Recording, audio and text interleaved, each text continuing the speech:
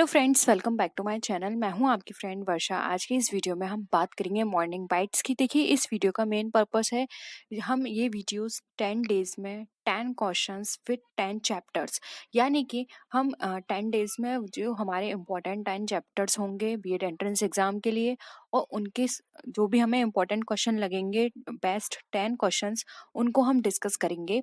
इससे क्या होगा, आपने वो क्वेश्चंस पहले भी कई बार पढ़ रखे होंगे, इससे आपका रिवीजन होगा और सारी चीज़ें आपको रिकॉल हो जाएंगी अगर आपने पहले से उन्हें पढ़ रखा है, या फिर अगर आपको थोड़ा थोड़ा उसके बारे में पता है। तो मेन पर्पस हमारा यही है कि मॉर्निंग में देखिए सबका माइंड फ्रेश होता है, तो अगर आप उनको रिवाइज करेंगे तो आपको एग्जाम टाइम में बहुत हेल्प मिलेगी। आई होप आपको ये कॉन्सेप्ट पसंद आएगा। हमारा वीडियो आपको पसंद आए तो वीडियो को लाइक कीजिए, फ्रेंड्स या शेयर कीजिए, और किसी भी तरह की कोई भी क्वेरी हो तो ज़रूर बताइएगा। तो स्टार्ट करते हैं वीडियो को। देखिए, यहाँ पर क्वेश्चन है, under capital gains head of the income tax act the income from the sale of household furniture is taxable income, capital income, revenue revenue gain sorry, और एग्जेम्प्टेड इनकम। बताइए, यानी कि capital gain head में income tax act के जो capital gain है उसमें जो हमारी इनकम होती है, वो हमारी हाउस होल्ड को, अगर हम हाउस होल्ड फर्नीचर को सेल करते हैं तो वो क्या होगी, टैक्सेबल इनकम कही जाएगी, कैपिटल गेन, रेवेन्यू गेन, या फिर एग्जेम्प्टेड गेन। बताइए, ये एग्जेम्प्टेड इनकम।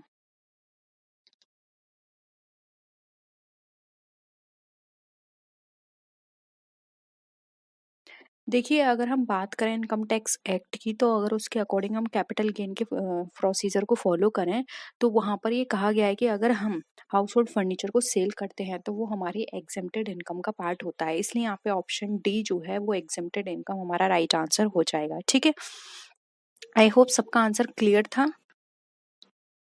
नेक्स्ट देखिए question, under section 80E of the income tax act 1961, 80E हमारी एजुकेशन से रिलेटेड है, एजुकेशन लोन से। देखिए, respect of payment of interest on the loan taken for higher education shall be allowed up to 10,000, 15, 20 या without any limit. यानी कि 80E के अंदर जब हमारा हम लोन लेते हैं हायर एजुकेशन के लिए, तो उसमें जो इंटरेस्ट है वो हमारी, उसकी लिमिट कितनी है, 10,000 तक हमारे लिए फ्री है, और 15,000 तक, 20,000 तक, या फिर हमारे लिए विदाउट एनी लिमिट। बताइए, कटौती हमारे लिए, यानी कि जिसको हम डिडक्शन बोलते हैं, वो कितनी अलाउ है। आपने इनकम टैक्स में ये पढ़ी होंगी सारे डिडक्शंस। 80 हमारी इंटरेस्ट से रिलेटेड है, loan taken from for higher education. देखिए, राइट आंसर हो जाएगा without any limit, D option यहाँ पे करेक्ट है। नेक्स्ट है, direct supervision over depositories and mutual funds is undertaken by NBFCs, RBI, SEBI, या फिर ऑल ऑफ द अबव। यानी कि डायरेक्ट डिपॉजिटरी और म्यूचुअल फंड पर जो डायरेक्ट सुपरविजन है वो किसके द्वारा किया जाता है, यानी कि नियंत्रण, देख रेख।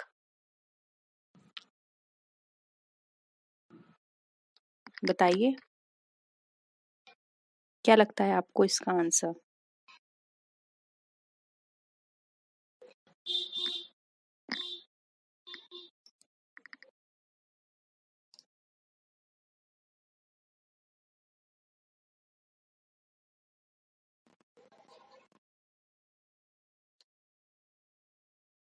जल्दी से आंसर करिए।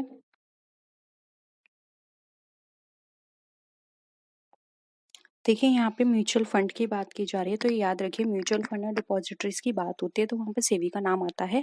ऑप्शन सी यहाँ पे हमारा क्या हो जाएगा, करेक्ट हो जाएगा। नेक्स्ट क्वेश्चन देखिए, in the call notice money market which of the following participants is allowed of to trade, all banks, primary dealers and mutual funds, all corporates, only commercial banks, या फिर all of the above.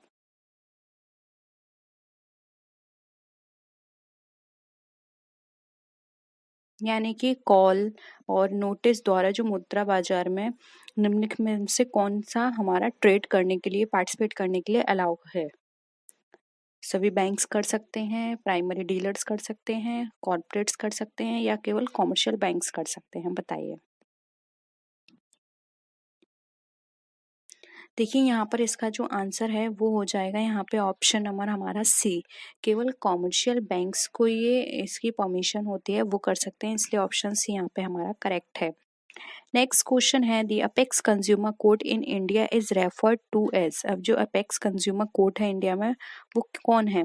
Consumer education and research centre, the consumer utility and trust society, national consumer disputes redressal commission, या फिर none of the above. क्या होगा इसका answer?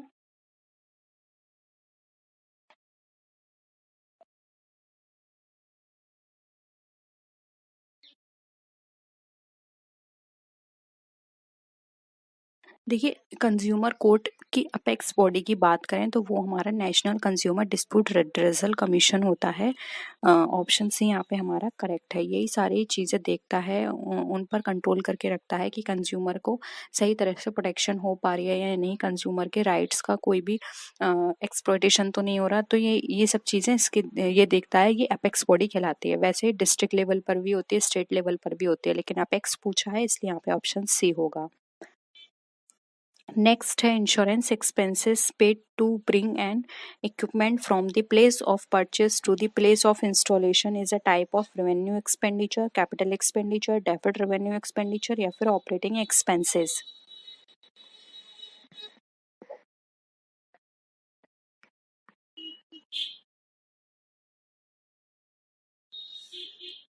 बताइए क्या होगा आंसर?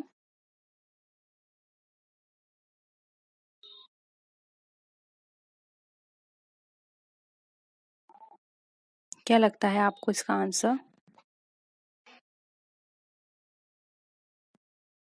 देखिए यहाँ पर अगर हम बात करें इसके आंसर की तो इसका जो हमारा राइट आंसर है वो हो जाएगा ऑप्शन नंबर कौन सा? बी। ये हमारा कैपिटल नेचर का कहलाता है। ठीक है, नेक्स्ट क्वेश्चन पे आते हैं। The difference between sample statics and it's corresponding population parameter is sampling error, measurement error, coverage error, या फिर नॉन रेस्पॉन्स एरर। ये मैं आपको करा चुकी हूँ इस तरह का एक क्वेश्चन, पॉपुलेशन का कराया था जिसमें हम पैरामीटर उसका आंसर था।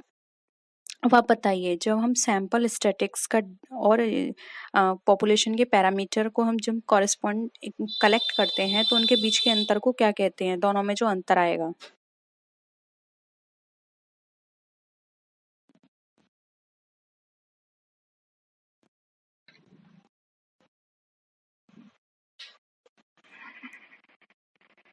देखिए राइट आंसर हो जाएगा ए, सैम्पलिंग एरर। बिल्कुल सही है, क्योंकि देखिए यहाँ पर हम सैंपल स्टैटिक्स की बात कर रहे हैं तो ये अ, एक स्मॉल लेवल पे बात की जा रही है, और पॉपुलेशन पैरामीटर एक लार्ज लेवल पे होता है। तो दोनों में क्या है, सैंपल एरर है, क्योंकि इसका सैंपल बहुत कम होगा और इसका सैंपल ओवरऑल बहुत ज़्यादा होगा हमारे पॉपुलेशन का, इसलिए सैम्पलिंग एरर ये कह अंतर जो होगा सैम्पलिंग एरर कहलाएगा। ऑप्शन ए हमारा करेक्ट है। नेक्स्ट है the general pattern of behaviour shared beliefs and values that members have in common is known as. यानी कि किसी के भी बिहेवियर में का जो भी जनरल पैटर्न है की बात करें, बिलीफ की बात करें, उसकी प्राइस की बात करें या वैल्यू की बात करें, तो वो जो दो सदस्यों में जो समान होता है उसको हम क्या बोलते हैं? Organisational climate, organisational culture, organisational effectiveness, या फिर ऑर्गेनाइजेशनल मैट्रिक्स।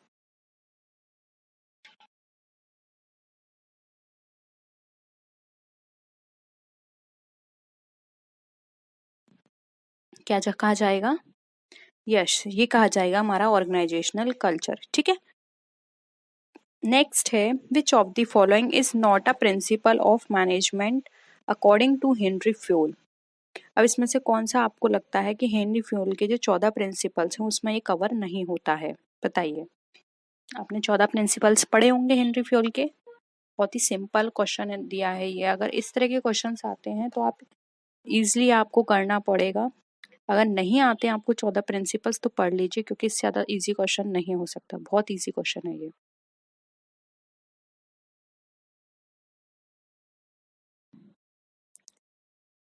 क्या होगा? देखिए, यूनिटी ऑफ मेजर किसी भी तरह का कोई प्रिंसिपल नहीं है हेनरी फ्योल का, जबकि ये यूनिटी की बात करते हैं, unity of direction, esprit de corps की बात करते हैं, सबऑर्डिनेशन की बात करते हैं, subordination of individual interest over the organisational interest, ठीक है। लेकिन इन्होंने यूनिटी ऑफ मैनेजर की बात नहीं कही है, ये इनके 14 प्रिंसिपल्स नहीं है, ठीक है। तो ऑप्शन यहाँ पे सी हो जाएगा, ठीक है। नेक्स्ट है, which of the following does not constitute a current liability, बताइए। Bills payable, contingent liability, trade creditors या फिर इंटरेस्ट आउटस्टैंडिंग ऑन डिवेंचर्स।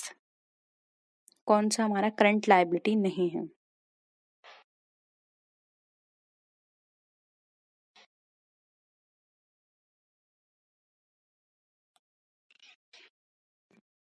देखिए, ये आपने पढ़ा है करंट लायबिलिटी में, ये पढ़ा है, ये पढ़ा है, तो ये तीन कट गए, क्या बच्चा? बी। तो ये हमारा पार्ट नहीं है, क्योंकि ये कंटिजेंट लायबिलिटी जो है वो एक तरह से लायबिलिटी नहीं होती है, ठीक है। तो ये एक तरह से हम ये बोल के चल सकते हैं कि हो सकती है, यानी कि संभावना है सिर्फ। अब हम बिल्कुल श्योर नहीं है कि लायबिलिटी बनेगी या नहीं, तो इसको हम एज अ नोट की तरह बैलेंस शीट के अंदर शो कर देते हैं, ठीक है। तो ऑप्शन बी यहाँ पे हमारा करेक्ट हो जाएगा। नेक्स्ट क्वेश्चन पे आते हैं, which of the following is not a function of accounting. Options है keeping systematic records, option B है protecting properties of business, option C है maximising the result and option D है meeting legal requirements. बताइए।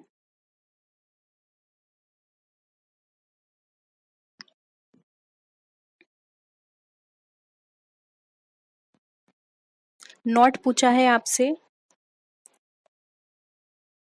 देखिए यहाँ पे सी हो जाएगा। मैक्सिमाइजिंग रिजल्ट ये इनका काम नहीं होता है। मैक्सिमाइजिंग रिजल्ट तो ओवरऑल कंपनी पे डिपेंड करता है, ये अकाउंटिंग का पार्ट नहीं है। मैक्सिमाइजिंग रिजल्ट करना प्रोडक्शन का पार्ट है। इनका काम होता है रिकॉर्ड्स को रखना, उनको प्रोटेक्ट करके रखना, और जो भी लीगल रिक्वायरमेंट्स हैं उनके अकॉर्डिंग काम करना, ठीक है। तो ऑप्शन सी यहाँ पे करेक्ट था। नेक्स्ट है, goods withdrawn by the proprietor from business for its personal use will be credited to. बताइए। Sales account, purchase account, suppliers account या फिर स्टॉक अकाउंट।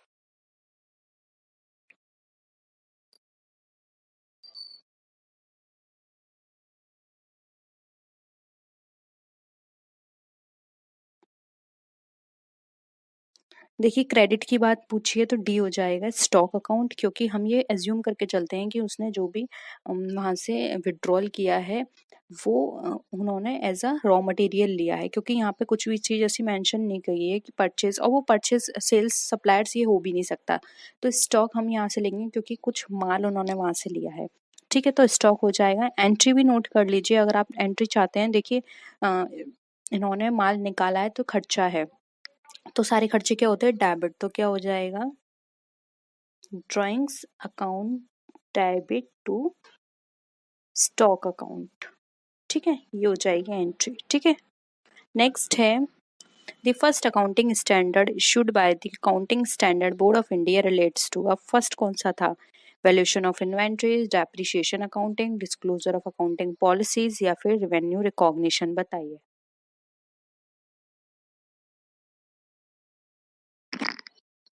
फर्स्ट की बात की गई है यहाँ पर।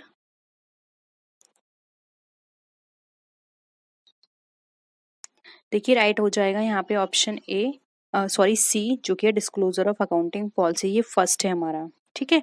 और इन्वेंट्री, डेप्रिसिएशन, रेवेन्यू रिकॉग्निशन, आप बताइए। रेवेन्यू रिकॉग्निशन हमारा 9 है, इन्वेंट्री हमारा 2 है, डेप्रिसिएशन बताइए आप, ठीक है। तो ये है हमारा यहाँ पे फर्स्ट, इसका आंसर सी फर्स्ट हमारा बताया गया था, disclosure of accounting policies. Next question देखिए, accounting in modern age is regarded as the art of recording, classifying and summarizing the business transactions in monetary units. Second है हमारा the language of business. Third है the source of business information and D है हमारा all of the above. अगर हम modern age में बात करें तो अकाउंटिंग हमें क्या बताता है, या उसका मीनिंग क्या निकाल सकते हैं हम?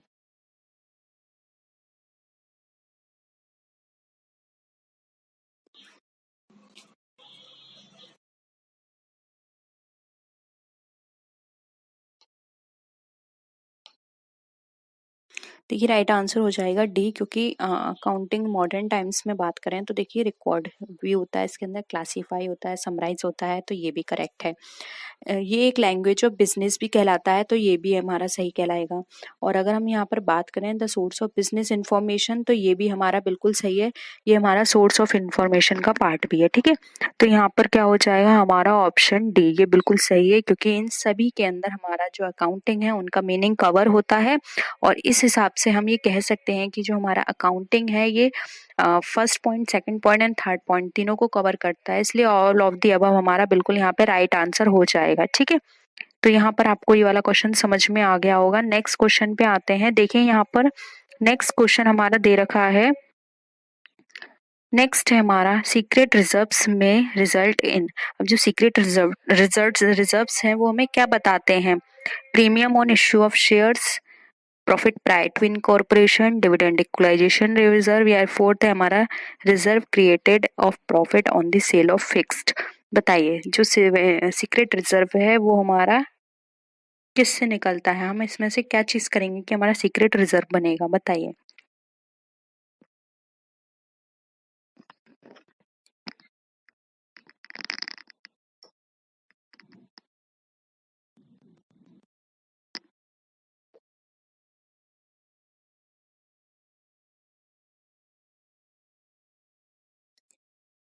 देखिए यहाँ पे सी हमारा राइट आंसर हो जाए डिविडेंड इक्वलाइजेशन रिजर्व।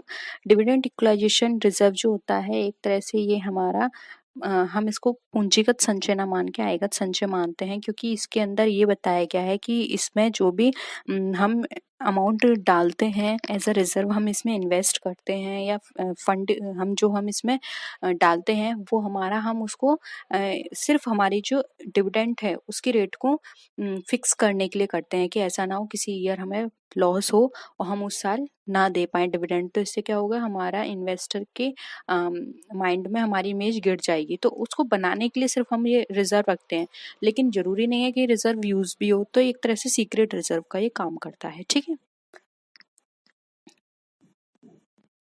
नेक्स्ट है यहाँ पे net worth of a business means. अब नेट वर्थ आपको बताना है, इक्विटी कैपिटल होता है, टोटल असेट्स होता है, fix assets minus current assets होता है, या फिर total assets minus total external liabilities होता है। बताइए, नेट वर्थ की बात की जा रही है।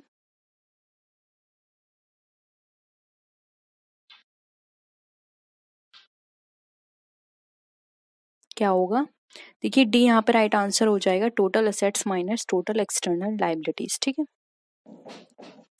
नेक्स्ट है according rules procedure and method should be observed alike and should not be changed from year two year, this is called accounting conventions of. बताइए, यानी कि अगर हम रूल्स प्रोसीजर मेथड चेंज नहीं करते हैं सालों साल, तो ये हमारा क्या कौन सा कन्वेंशन कहलाता है? कंसिस्टेंसी, फुल डिस्क्लोजर, कंजर्वेशन, या फिर क्विन कंसर्न?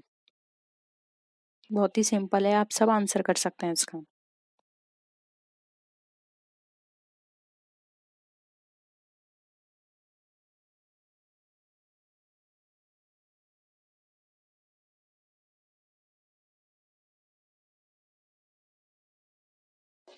क्या हो जाएगा? देखिए ये कहलाता है हमारा कंसिस्टेंसी। ठीक है, तो ऑप्शन ए यहाँ पे हमारा राइट आंसर है। कंसिस्टेंसी का मतलब होता है अगर हमने कोई प्रोसीजर मेथड फॉलो किया है तो हम उसमें कंसिस्टेंसी बना के रखें, यानी कि हम दूसरे साल भी वही मेथड प्रोसीजर फॉलो करें, तभी हम आपस में एनालाइज कर पाएंगे कि इस साल का हमारे प्रॉफिट्स और सारी हमारी जो रिसोर्सेज थे हमने हमने उसका किस तरह से यूटिलाइजेशन किया, जिससे कि आगे हम वो सब गलतियां ना करें। अगर हम हर बार प्रोसीजर फॉलो करेंगे तो वो वहां पर उनका कंपैरिजन करना बेकार है। ठीक है, नेक्स्ट है the need for showing contingent liability in the balance sheet arises out of the convention of. बताइए, यानी कि जो हमारी जो बैलेंस शीट है वो सॉरी हाँ बैलेंस शीट है उसमें अगर कोई भी हम कंटिजेंट लायबिलिटी शो करते हैं तो ये हमारा क्या दिखाता है? कंसिस्टेंसी, मटेरियलिटी, डिस्क्लोजर, या फिर कंजर्वेटिज्म? बहुत ही सिंपल है ये भी।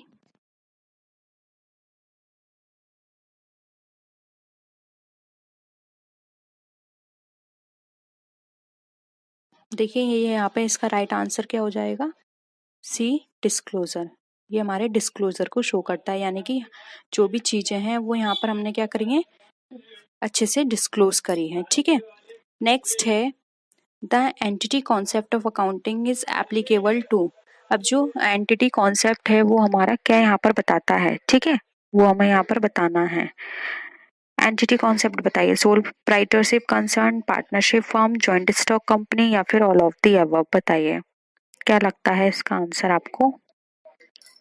एंटिटी कॉन्सेप्ट की देखिए यहाँ पर हम बात करें तो जो हमारी एंटिटी कॉन्सेप्ट है वो हमारे यहाँ पर बताती है जॉइंट स्टॉक कंपनी, क्योंकि यहाँ पर बोलता है सेपरेट एंटिटी होती है। ठीक है, तो यहाँ पर ऑप्शन सी हमारा राइट आंसर हो जाएगा। नेक्स्ट क्वेश्चन है realisation concept of accounting does not apply to. अब जो रियलाइजेशन कॉन्सेप्ट है वो हमारा कहाँ पर अप्लाई नहीं होता है, service industry, mining industry, railway transport या फिर लॉन्ग टर्म कंस्ट्रक्शन कॉन्ट्रैक्ट। किस जगह हमारा सर्विस रियलाइजेशन कॉन्सेप्ट जो है वो अप्लाई नहीं किया जाता है। बहुत ही सिंपल है, जल्दी से आंसर करिए इसका, आपने कहीं ना कहीं तो इसे पढ़ा होगा।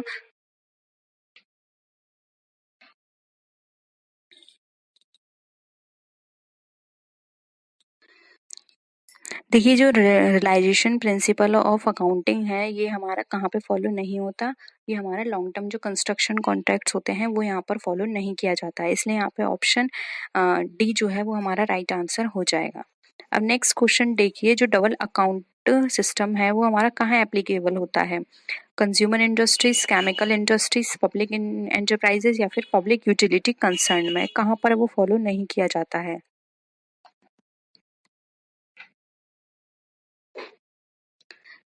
डबल अकाउंटिंग सिस्टम की बात की जा रही है यहाँ पर, तो अच्छे से आंसर करिएगा। ये जो है हमारा पब्लिक यूटिलिटी कंसर्न पे फॉलो नहीं होता है। ठीक है, तो ऑप्शन डी यहाँ पे हमारा राइट आंसर हो जाएगा, क्योंकि इसमें हमारा जो आम जनता होती है उसके यहाँ पे इन्वेस्ट होता है फंड, तो ये देखने के लिए कि उनका जो फंड है वो यहाँ पे इन्वेस्ट हुआ है, उसका कोई भी मिसयूज ना हो, ये सब का पता लगाने के लिए हम लोग पब्लिक यूटिलिटी कंसर्न में डबल अकाउंट सिस्टम फॉलो करते हैं। ठीक है, यानी कि यहाँ पर सेफ्टी के पर्पज से ये यूज किया जाता है। नेक्स्ट है which of the following is a personal account, investment, commission, outstanding salary या फिर शेयर प्रीमियम। क्या लगता है आपको इसका आंसर, कौन सा इसमें पर्सनल अकाउंट है। ठीक है,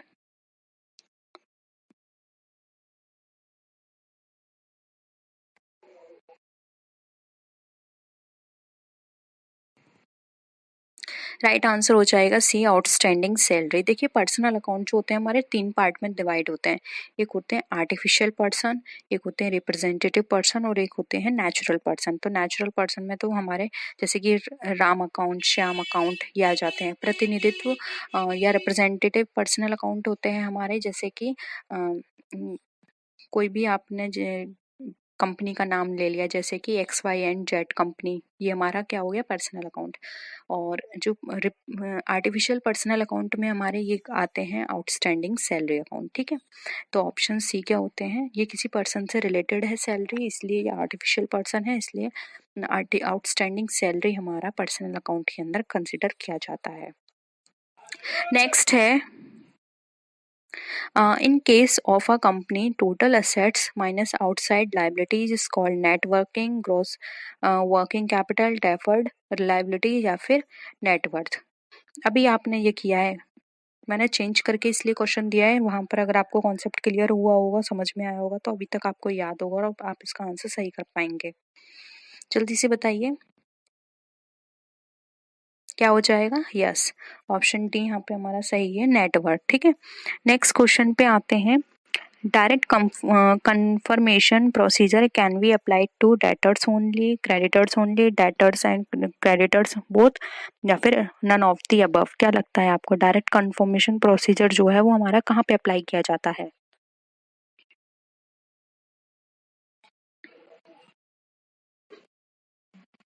देखिए डायरेक्ट कंफर्मेशन जो प्रोसीजर है वो हमारा डेटर्स और क्रेडिटर्स दोनों पे अप्लाई किया जाता है, इसलिए यहाँ पे ऑप्शन से यहाँ पे हमारा क्या हो जाएगा, करेक्ट हो जाएगा। नेक्स्ट क्वेश्चन देखिए, which of the following is a personal account. Question वही है लेकिन ऑप्शंस अलग हैं, prepaid salary, drawings account, outstanding rent या फिर ऑल ऑफ द अबव।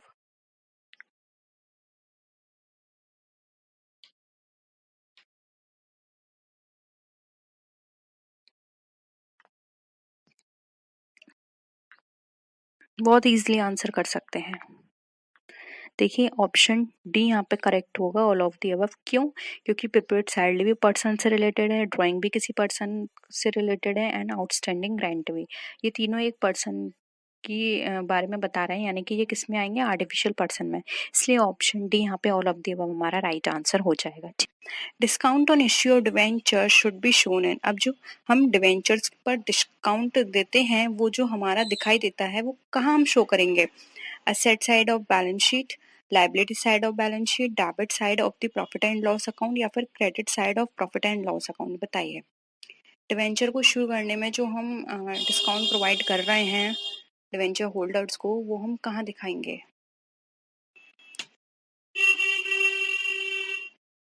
जल्दी आंसर करिए, किसी को कोई आइडिया है इसके बारे में? देखिए अगर हम बात करें तो ये इसका जो राइट आंसर हो जाएगा वो होगा यहाँ पे option number A, asset side of the balance sheet. अब लेकिन इसको असेट मत समझिएगा, ये हमारा कैपिटल लॉस है, क्योंकि डिस्काउंट हम दे रहे हैं तो ये हमारे लिए लॉस हो गया, क्योंकि डिवेंचर्स हमारी कैपिटल से गए हैं, तो ये हमारे लिए कैपिटल लॉस है। तो इसको हम असेट साइड में फिक्टिशियस एक्सपेंडिचर करके दिखाएंगे जब तक ये पूरा राइट ऑफ नहीं हो जाता तब तक। तो ऑप्शन अगर आपको यहाँ पर ऑप्शन में ये भी आता है कि अगर हम ये हमारे लिए एक्सपेंडिचर है कि हमारे लिए असेट है, तो कंफ्यूज मत होइएगा, है ये एक्सपेंडिचर लेकिन एसेट साइड में शो करते हैं मिसलेनियस एक्सपेंडिचर करके, और ये हमारा कैपिटल लॉस है। इसको धीरे धीरे करके राइट ऑफ करते हैं, क्योंकि एक बार में राइट ऑफ करेंगे तो आपकी बैलेंस शीट यहाँ पर आपकी फाइनेंशियल पोजीशन जो है वो बहुत गलत बताएगी, जो कि आपके इन्वेस्टर के लिए क्या होगा, यहाँ पर इन्वेस्टर को सही तरह से एक ट्रू पिक्चर नहीं मिल पाएगी, या फिर हम ये कह सकते हैं कि इन्वेस्टर फिर आगे जाके आपकी कंपनी में वो in case of foreign trade the bill of lading relates to. अब फॉरेन ट्रेड की यहाँ पर हम बात करें तो उस केस में जो बिल ऑफ लेडिंग है वो हमारा किससे रिलेटेड होता है? The insurance of goods in transit, the processing of goods, the transit of goods, या फिर the auction of goods damaged in transit? बताइए।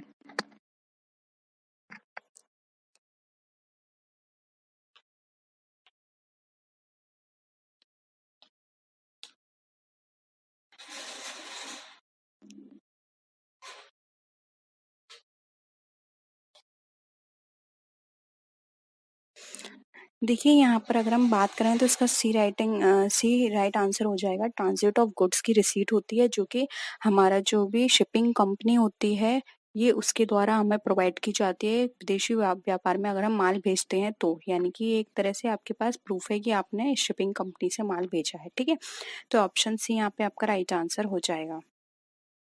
नेक्स्ट क्वेश्चन है, an importer can take delivery of goods by producing bill of sale, bill of loading, shipping order, या फिर mats receipt? बताइए।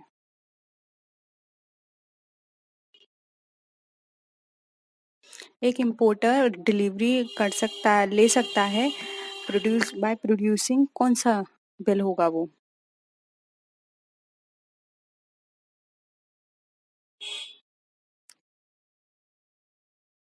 क्या हो जाएगा आंसर? Bill of loading. ठीक है, एक बिल ऑफ लोडिंग को देकर यहाँ पर एक जो आयात करता है या इंपोर्टर है वो माल की डिलीवरी ले सकता है। ठीक है, नेक्स्ट क्वेश्चन है, performance evaluation of a responsibility centre can be done by ROI, rate of return, EVA, या फिर ऑल ऑफ द अबव? बताइए।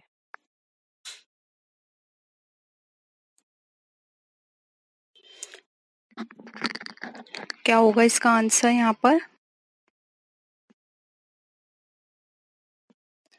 देखिए ऑल ऑफ दी अबव हो जाएगा, क्योंकि जब हम परफॉर्मेंस इवैल्यूएशन की बात करते हैं रिस्पांसिबिलिटी सेंटर में तो हम आरओआई यानी रेट ऑफ रिटर्न के थ्रू भी कर सकते हैं, रिटर्न ऑन सेल के थ्रू, या फिर ईवीए के थ्रू। और अगर आपको ईवीए नहीं पता है तो देखिए ईवीए की फुल फॉर्म होती है इकोनॉमिक वैल्यू एडेड।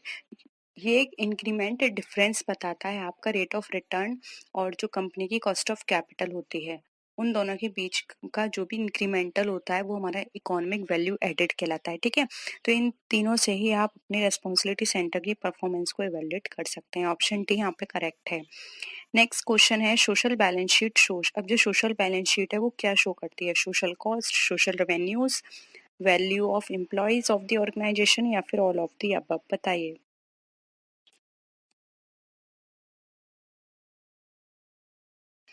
क्या हो जाएगा इसका आंसर यहाँ पर? सोशल बैलेंस शीट से कोई आपको पता है क्या होती है? कभी सुना है आपने इसके बारे में सोशल बैलेंस शीट, या कहीं पढ़ा होगा? देखिए, सोशल बैलेंस शीट जो होती है, यहाँ पर आपको कोई सोशल कॉस्ट या रेवेन्यू नहीं बताती। ये आपको बताती है जो भी आपके एम्प्लॉय ऑर्गेनाइजेशन है, ऑर्गेनाइजेशन के जो भी एम्प्लॉयज हैं उनकी वैल्यूज को, ठीक है, यानी कि आपस में वो सोशली किस तरह से काम करते हैं वो। तो ऑप्शन सी यहाँ पे हमारा राइट आंसर हो जाएगा। नेक्स्ट है, which of the following come under efficiency ratios. अब इसमें से कौन सा हमारा एफिशिएंसी रेशो के अंदर आता है? Average collection period, inventory turnover ratio, fix set turnover ratio, या फिर ऑल ऑफ द अबव? बताइए। एफिशिएंसी रेशो आपने पढ़ा होगा, जिससे हम अपनी कंपनी की एफिशिएंसी निकालते हैं।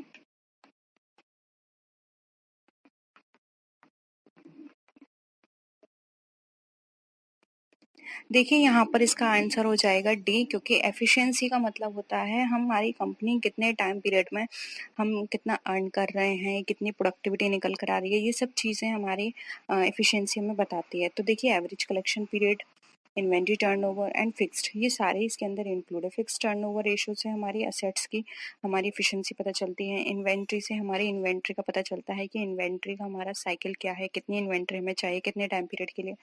एवरेज कलेक्शन पीरियड से हमें पता चलता है कि हमारा जो कलेक्शन है किसी भी फंड का, वो कितने टाइम पीरियड में हो जाएगा, ठीक है। तो ऑप्शन डी यहाँ पे हमारा करेक्ट है।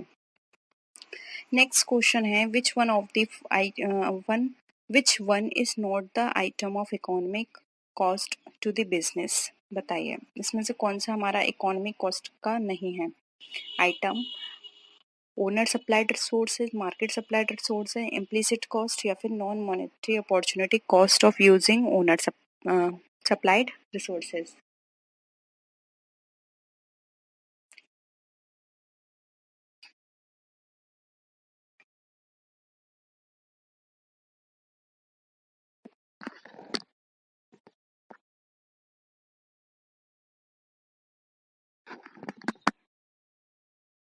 देखिए, इम्प्लिसिट कॉस्ट बिजनेस से कंसर्न है, क्योंकि ये बिजनेस की इंटरनली कॉस्ट बताती है, ठीक है। और नॉन मॉनेटरी अपॉर्चुनिटी कॉस्ट, ये भी बिजनेस से कंसर्न है, ये भी बिजनेस से कंसर्न है। सिर्फ मार्केट सप्लाइड ऐसी है जो कि बिजनेस से कंसर्न नहीं है, ठीक है। सॉरी, बिजनेस से कंसर्न है, ठीक है। तो यहाँ पे हमसे नॉट पूछा गया है, तो इकोनॉमिक कॉस्ट जो है वो हमारी इससे कंसर्न नहीं होती है। तो ऑप्शन डी बी यहाँ पे हमारा करेक्ट आंसर हो जाएगा, क्योंकि यहाँ पर आपसे ये पूछा गया था कि इसमें से कौन सी आर्थिक व्यवसाय की मद नहीं है, तो मार्केट नहीं है। ओनर सप्लाइड रिसोर्सेज हमारे वर्क करते हैं इकोनॉमिक कॉस्ट के लिए, इम्प्लिसिट कॉस्ट वर्क करता है, नॉन मॉनेटरी अपॉर्चुनिटी कॉस्ट भी वर्क करता है, ठीक है। लेकिन यहाँ पे मार्केट सप्लाइड रिसोर्सेज हमारा इकोनॉमिक कॉस्ट से यहाँ पे रिलेटेड नहीं है, तो इसलिए ऑप्शन बी हमारा करेक्ट हो जाएगा। नेक्स्ट है, demand must have the elements. अब डिमांड में कौन कौन से एलिमेंट्स होने चाहिए? Desire, want, quantity, price and time, या फिर ऑल ऑफ द अबव? आपने डिमांड के बारे में पढ़ा होगा।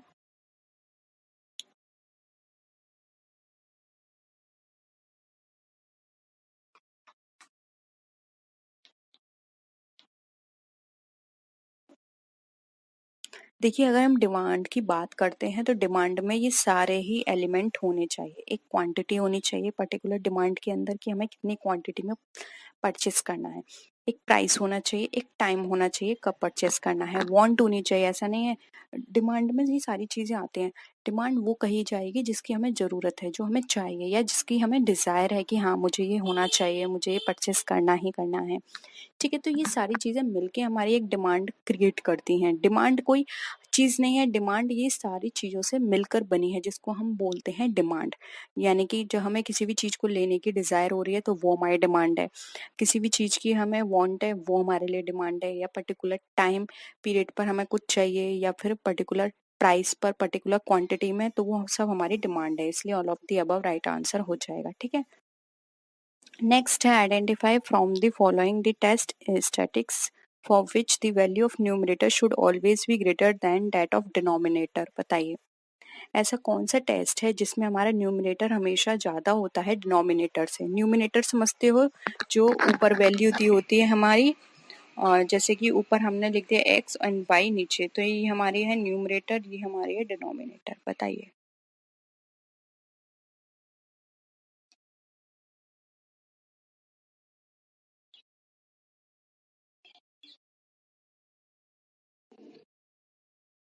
बताइए क्या होगा आंसर, क्या लगता है इसका आपको। देखिए राइट आंसर हो जाएगा एफ वैल्यू, जो कि ऑप्शन बी है। एफ वैल्यू में हमारी हमेशा numerator value greater than denominator होती है, ठीक है। नेक्स्ट है which of the following test can be based on the normal distribution. अब इसमें से कौन सा टेस्ट हमारा नॉर्मल डिस्ट्रीब्यूशन बेस्ड है। Difference between independent means, difference between dependent means, difference between proportions, या फिर ऑल ऑफ द अबव। आपने ये सारे टेस्ट पढ़े होंगे अपने स्टैटिक्स में।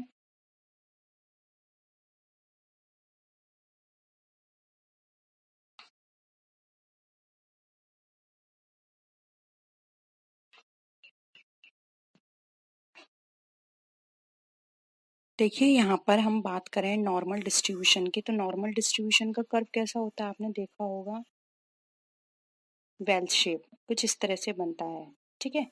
यानी कि ये सारी पॉजिटिव वाली चीजें होंगी, ये नेगेटिव वाली चीजें होंगी इधर, ठीक है। तो इसमें ये ऑप्शन डी राइट आंसर हो जाएगा। इसमें हम इंडिपेंडेंट की भी बात करते हैं, डिपेंडेंट की भी बात करते हैं, प्रोपोर्शन की भी बात करते हैं, ठीक है। यानी कि कौन सा कितना किस पे डिपेंडेंट है और कितना इंडिपेंडेंट है, ठीक है।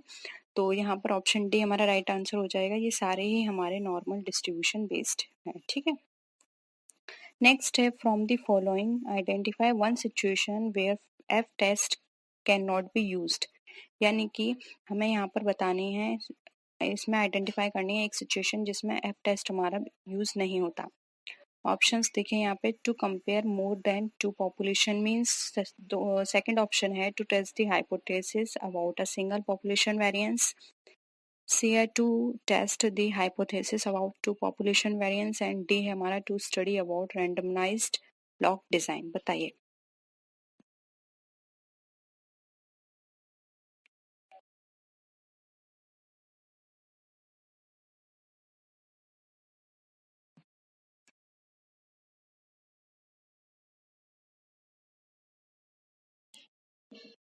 क्या हो जाएगा, ऑप्शन बी। इसमें हमारा एफ टेस्ट यूज नहीं होता है, यहाँ पर हम हाइपोथेसिस की बात कर रहे हैं सिंगल पॉपुलेशन वेरिएंस में, जबकि एफ टेस्ट हमारा हमेशा टू वेरिएबल्स को लेकर काम करता है, टू वेरिएंस को लेकर काम करता है, ठीक है।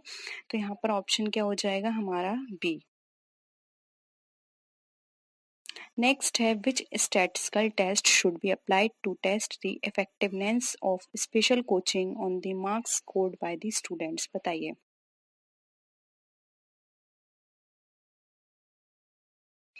Pair T test, chi square test, Z test, या एफ टेस्ट।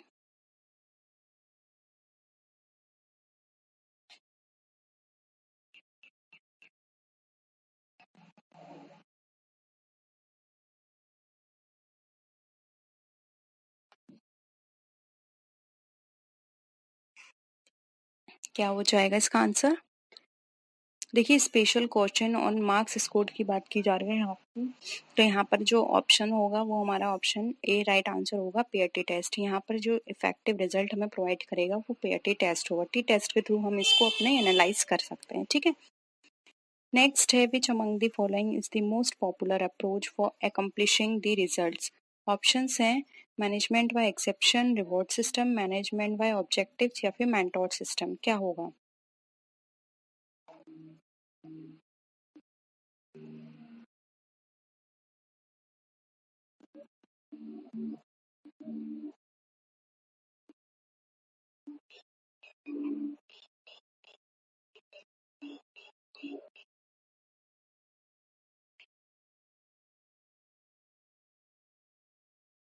देखिए अगर हम रिजल्ट्स की बात करें, जो रिजल्ट्स को अचीव करने में जो सबसे ज़्यादा हेल्प करते हैं वो होते हैं मैनेजमेंट बाय ऑब्जेक्टिव्स। इसमें क्या होते हैं, इंडिविजुअल ऑब्जेक्टिव्स को हमारे जो भी ऑर्गेनाइजेशन के ऑब्जेक्टिव्स हैं उससे मर्ज कर दिया जाता है, जिससे कि उनके ऑब्जेक्टिव्स के साथ साथ कंपनी के ऑब्जेक्ट्स भी ईजिली अचीव हो पाएँ, ठीक है। इसलिए यहाँ पे ऑप्शन सी हमारा राइट आंसर हो जाएगा। नेक्स्ट है the managerial function of organizing involves. अब इसमें से आपको बतानी है जो मैनेजरियल फंक्शन है ऑर्गेनाइजेशन का, उसमें क्या क्या चीज़ें इन्वॉल्व हैं। ऑप्शंस है reviewing and adjusting plan in the light of changing conditions, B है establishing program for the accomplishment of objectives, C है creating structure of function and duties to be performed, and D है हमारा getting things done through others. बताइए।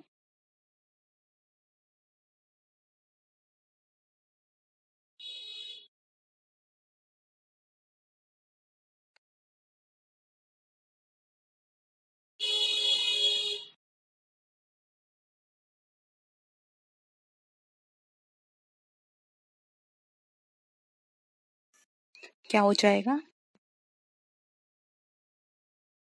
देखिए यहाँ पे organisation के managerial function की बात की है तो इसमें हम क्या करेंगे, स्ट्रक्चर को बनाएंगे जिससे कि हम वहाँ पे इजीली अपनी ड्यूटीज़ को परफॉर्म कर पाएँ। ठीक है, तो यहाँ पे creating structures of function and duties to be performed हमारा राइट आंसर हो जाएगा। ये हमारे ऑर्गेनाइजेशन का जो मैनेजरियल फंक्शन है उसमें ये इंक्लूड होगा। ठीक है, नेक्स्ट है a leader who identifies what subordinate need to do to achieve objectives, clarify organizational roles and tasks, set up an organizational structure, reward performance and provide for the social needs of their followers is। यानी कि आपको एक ऐसा leader बताना है जो आपके जो भी ऑब्जेक्टिव्स हैं उसको प्राप्त करने के लिए आप जो भी सबॉर्डिनेट्स हैं उनको क्या करना चाहिए ये सब बताता है।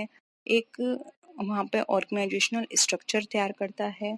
ठीक है, और रिवॉर्ड परफॉर्मेंस भी प्रोवाइड करता है आपको। ये सारी चीज़ें किस एक लीडर में होती हैं, ट्रांसफॉर्मेशनल लीडर में, पार्टिसिपेटिव में, ट्रांजैक्शनल या फिर ऑटोक्रेटिक।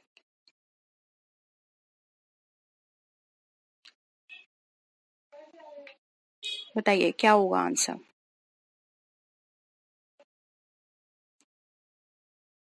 देखिए ऑटोक्रेटिक तो नहीं हो सकते क्योंकि ऑटोक्रेटिक सिर्फ आपको ऑर्डर देगा, वो आपके संग ये सारी चीज़ें इतने सारे आपकी हेल्प या हम ये बोल सकते हैं आपके साथ इतना कोऑपरेट नहीं करेगा। ठीक है, अब आपको इन तीन में से बताया, ट्रांसफॉर्मेशनल भी नहीं होगा। पार्टिसिपेटिव तो वो खुद पार्टिसिपेट करने करता है, लेकिन यहाँ पे तो पार्टिसिपेट की कोई बात ही नहीं की जा रही, इसलिए यहाँ पे ट्रांजेक्शनल हो जाएगा।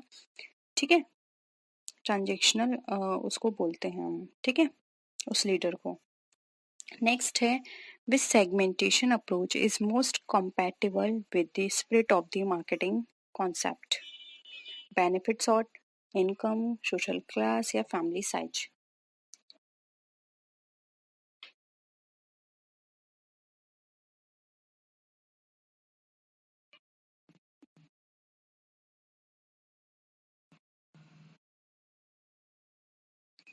आपको वो सेगमेंटेशन की अप्रोच बतानी है जहाँ पर हमारा जो मार्केटिंग कॉन्सेप्ट है वो वहाँ पे स्प्लिट हो जाता है।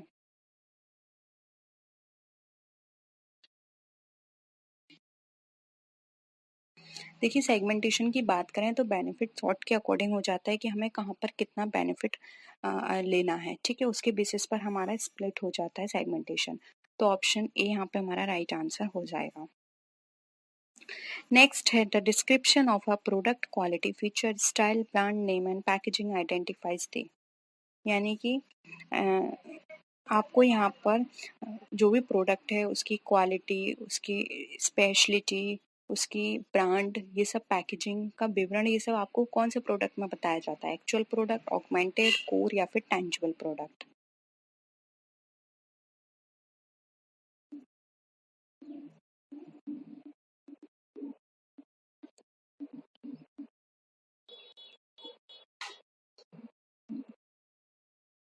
क्या हो जाएगा? देखिए ये सारी चीज़ें तो नॉर्मल हैं, हम किसी क्वालिटी की, फीचर की, स्टाइल, ब्रांड की बात कर रहे हैं तो ये स्टाइल कॉमन प्रोडक्ट की बात है ये तो। तो यहाँ पे एक्चुअल प्रोडक्ट हमारा राइट आंसर हो जाएगा। ऑगमेंटेड, कोर, टेंजिबल ये आपको पता होगा, नहीं पता है तो बता दीजिएगा, मैं हम लोग इवनिंग की क्लास में इस क्वेश्चन को डिस्कस कर लेंगे। ठीक है, नेक्स्ट आते हैं in India which pricing practices is not permissible. यानी कौन सी प्रैक्टिस इंडिया में परमिशिबल नहीं है, पेनिट्रेटिंग, प्राइसिंग, स्कीमिंग, प्रीडेटरी या फिर none of the above.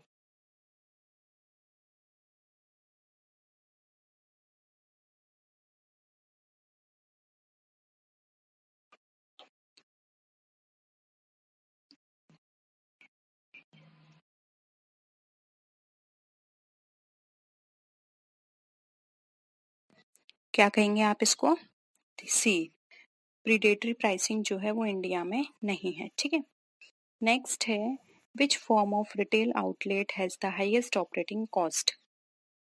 Supermarket, consumer cooperative store, department store या फिर रिटेल चेन स्टोर?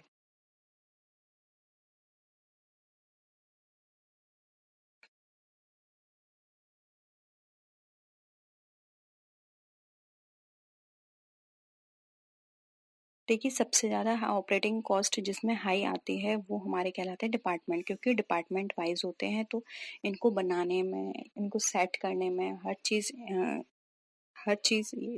यहाँ पे सिस्टमेटिक करने में सबसे ज़्यादा फाइन की ज़रूरत होती है। हर चीज़ यहाँ पर बहुत अलग तरीके से सेट की जाती है, इसलिए और डिपार्टमेंट स्टोर में सबसे ज़्यादा ऑपरेटिंग कॉस्ट आती है। नेक्स्ट है, venture capital financing at starting stage is generally not done through debt instrument, deep discount bonds, equity shares या फिर कंडीशनल लोन्स? बताइए।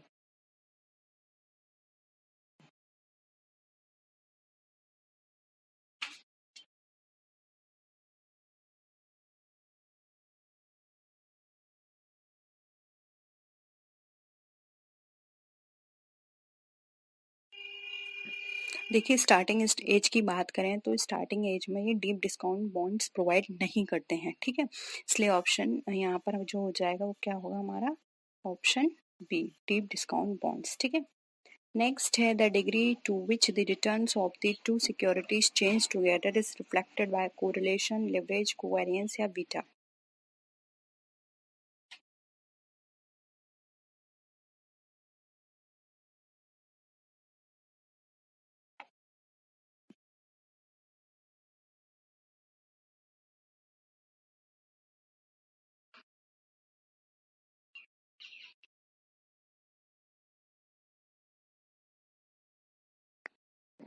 देखिए, जब हम एक डिग्री तक हम बात करते हैं कि वहाँ पे 2 सिक्योरिटीज़ चेंज होती हैं, तो उसको हम बोलते हैं कोवेरिएंस, ठीक है? तो ऑप्शन सी यहाँ पे हमारा क्या हो जाएगा? राइट आंसर हो जाएगा कोवेरिएंस। एक डिग्री तक यहाँ पे जो रिटर्न होता है 2 कोर सिक्योरिटीज़ का, वो यहाँ पे चेंज होता है एक साथ, ठीक है? नेक्स्ट है, transfer by a company of one or more of its business division to another newly set up company is called। यानी कि यहाँ पर हम बात कर रहे हैं कोई भी एक कंपनी जो है वो एक या एक से अधिक बिजनेस यूनिट के साथ क्या कर रही है, एक दूसरी कंपनी को स्टार्ट कर रही है। यानी कि एक कंपनी थी ए, बी, सी, इन तीनों ने मिलके एक नई कंपनी ओपन करी। अब आपको बताना है क्या कहलाता है, demerger, merger, equity carve out या फिर डिसइन्वेस्टमेंट?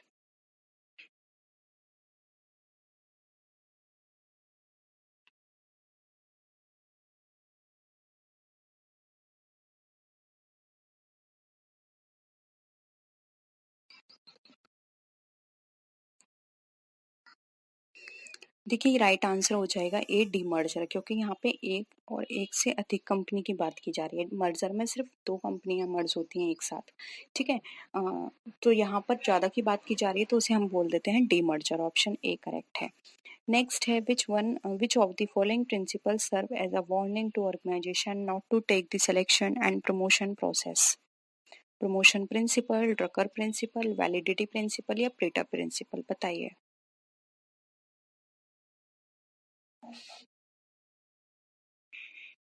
यानी ये किसने कहा है कि हमें कंपनी के अंदर जो सिलेक्शन और प्रमोशन प्रोसेस होती है उसको हमें लाइटली नहीं लेना है?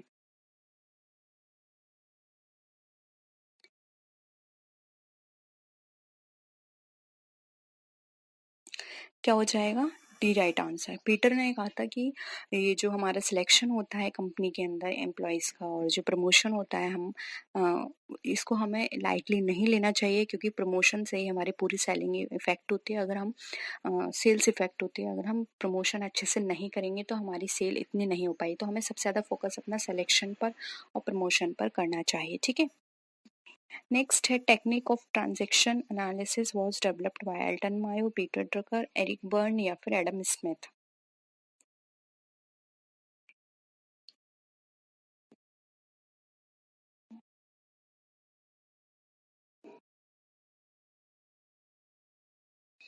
ट्रांजैक्शन एनालिसिस किसने दी थी ये टेक्निक?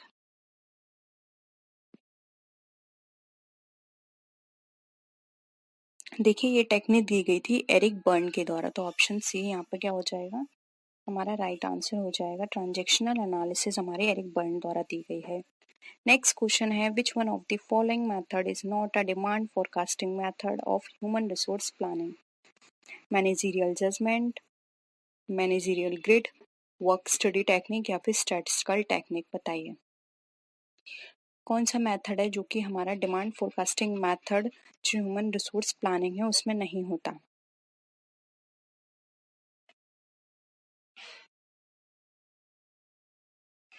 देखिए यहाँ पे मैनेजरियल ग्रिड जो है वो हमारा ह्यूमन रिसोर्स प्लानिंग से रिलेटेड बिल्कुल भी नहीं है, ये हमारा बिजनेस कंसर्न से रिलेटेड होते हैं। तो यहाँ पर जो हमारा राइट आंसर हो जाएगा वो हो जाएगा यहाँ पे ऑप्शन नंबर बी, जो कि हमारा मैनेजरियल ग्रिड। ठीक है, क्योंकि यहाँ पर हमारा बात की जा रही है ह्यूमन रिसोर्स प्लानिंग की, तो यहाँ पे मैनेजरियल जजमेंट आ सकता है, वर्क स्टडी टेक्निक्स आ सकते हैं, स्टैटिस्टिकल टेक्निक आ सकते हैं, जो कि हमारे ह्यूमन रिसोर्स प्लानिंग के अंतर्गत यूज होती हैं। लेकिन मैनेजरियल ग्रिड हमारे मैनेजरियल मैनेजमेंट का पार्ट है जो कि हमारे बिजनेस के अंदर यूज होता है। ठीक है, ना कि ह्यूमन रिसोर्स प्लानिंग के अंदर। ठीक है, तो ऑप्शन बी यहाँ पे हमारा राइट आंसर हो जाएगा।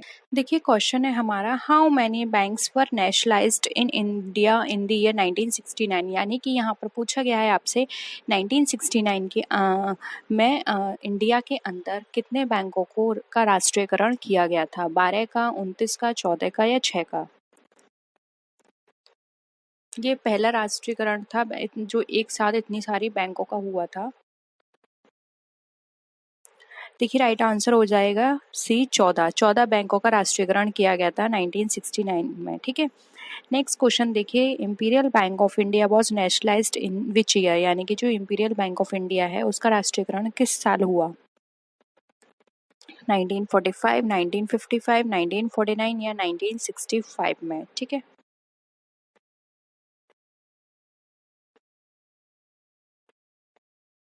क्या था आंसर? हो जाएगा बी 1955। और आप यहीं पे नोट कर लीजिए, इंपीरियल बैंक का जब नेशनलाइजेशन किया गया था 1955 के अंदर, तो वहाँ पर इसका नाम भी बदल दिया गया था और इसका नाम रख दिया गया था एसबीआई, यानी कि स्टेट बैंक ऑफ इंडिया। घुमा के क्वेश्चन आपसे पूछा जा सकता है कि स्टेट बैंक ऑफ इंडिया का स्टैब्लिशमेंट कब हुआ, तो वो हुआ 1955 में। ठीक है, नेक्स्ट क्वेश्चन पे आइए, What was the State Bank of India called before it is created through SBI Act, यानी कि SBI एक्ट में आने से पहले या उसके थ्रू क्रिएट करने से पहले जो स्टेट बैंक थी उसको क्या कहा जाता था? Bank of Hindustan, bank of Madras, imperial bank of India या फिर इंपीरियल बैंक ऑफ कैलकाटा? अभी अभी मैंने आपको बताया।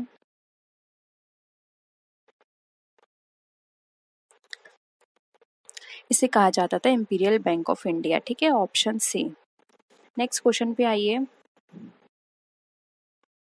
अब इसमें क्वेश्चन में ये पूछा गया है कि ऐसे कौन से साल है जिसमें बैंकिंग रेगुलेशन एक्ट पास हुआ था? ठीक है, बताइए।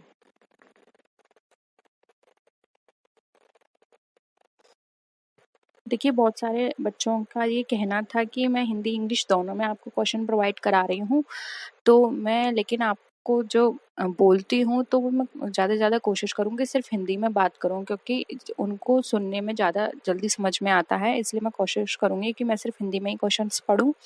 इंग्लिश वाले स्टूडेंट्स आप प्लीज़ क्वेश्चन को देखिए और आंसर करिए। कब हुआ था ये एक्ट पास? 1949 में। ठीक है, नेक्स्ट क्वेश्चन पे आइए। अब इसमें आरबीआई का ओरिजिनल हेडक्वार्टर पूछा गया है कि उसका हेडक्वार्टर कहाँ पे लोकेटेड है, यानी कि स्थित है? कैलकाटा, बॉम्बे, दिल्ली या चेन्नई?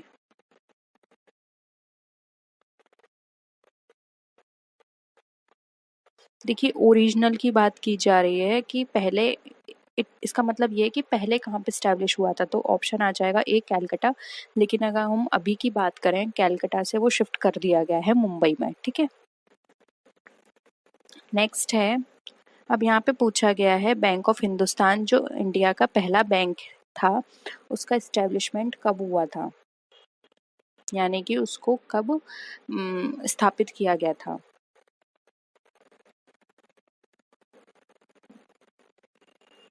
ऑप्शन सी हो जाएगा यहाँ पे 1770 में। ठीक है, नेक्स्ट क्वेश्चन पे आइए, on which date was the Reserve Bank of India established, यानी कि किस डेट पर रिजर्व बैंक ऑफ इंडिया को स्थापित किया गया था।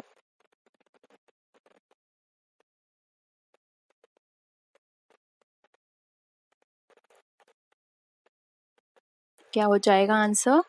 देखिए आंसर हो जाएगा 1, जो कि है 1 अप्रैल 1935 में उसको स्थापित किया गया था।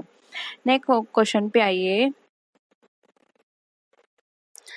जो भारत में बचत बैंक खाता है उसको सबसे पहले कौन लेकर आया था, यानी किसने उसको स्थापित किया था।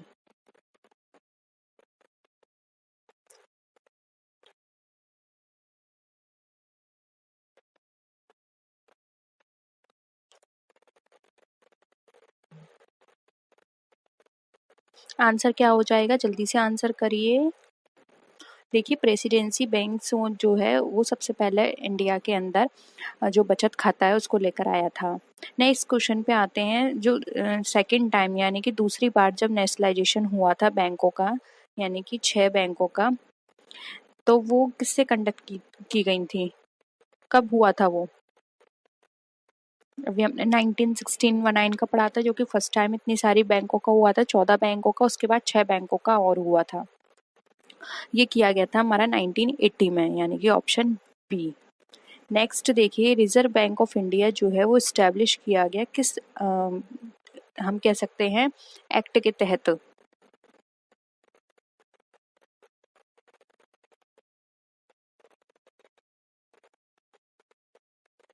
आंसर क्या होगा?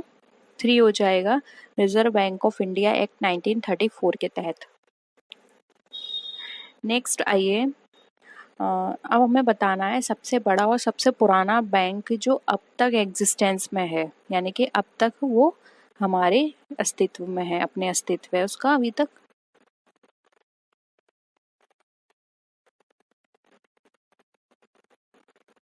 देखिए सबसे पुराने और सबसे बड़े की बात करें तो वो है हमारा एसबीआई, यानी कि state bank of India. Commerce सबसे पहला कॉमर्शियल बैंक है और सबसे बड़ा कॉमर्शियल बैंक है ये। अब आपको बताना है पहला बैंक जो कि इंडिया में स्टैब्लिश हुआ था वो कौन सा था, यानी कि पहला बैंक जो इंडिया में आया था।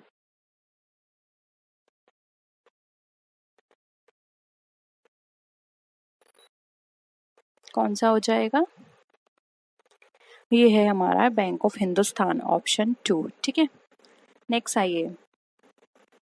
अब यहाँ पे पूछा गया है जो कि इंडस्ट्रियल एंड फाइनेंशियल रिकंस्ट्रक्शन है, बिफ्र, वो हमारा डील करता है इंडस्ट्री, कौन सी इंडस्ट्री के साथ डील करता है, यानी उनके लिए बनाया गया है। जो सिक है यानी कि कमजोर इंडस्ट्री हैं, जो विकास वाली इंडस्ट्री हैं, जो वृद्धि वाली इंडस्ट्री हैं, या जो जिनका क्रेडिट, यहाँ पे क्रेडिट का मतलब आप ये कर लीजिए उधार से, जो क्रेडिट पे काम करती हैं, बताइए।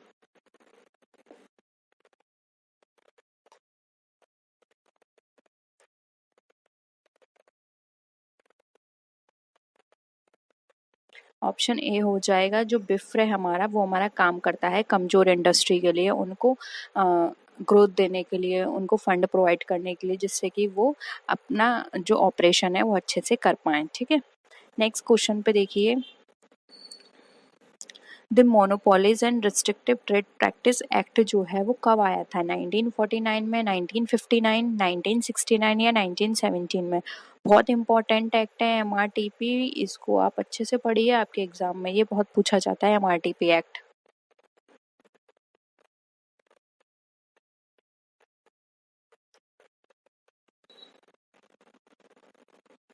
देखिए संसद में पारित होने के बाद ये सबसे पहले प्रभाव में आया था 1970 में। ठीक है, ऑप्शन डी हो जाएगा। नेक्स्ट क्वेश्चन पे आइए, विच of the following institution is provide SDR, यानी कि वो कौन सा यहाँ पे संस्था है जो एसडीआर यानी कि स्पेशल ड्राइंग राइट्स, जिसको हम पेपर गोल्ड भी बोलते हैं, वो प्रोवाइड करती है।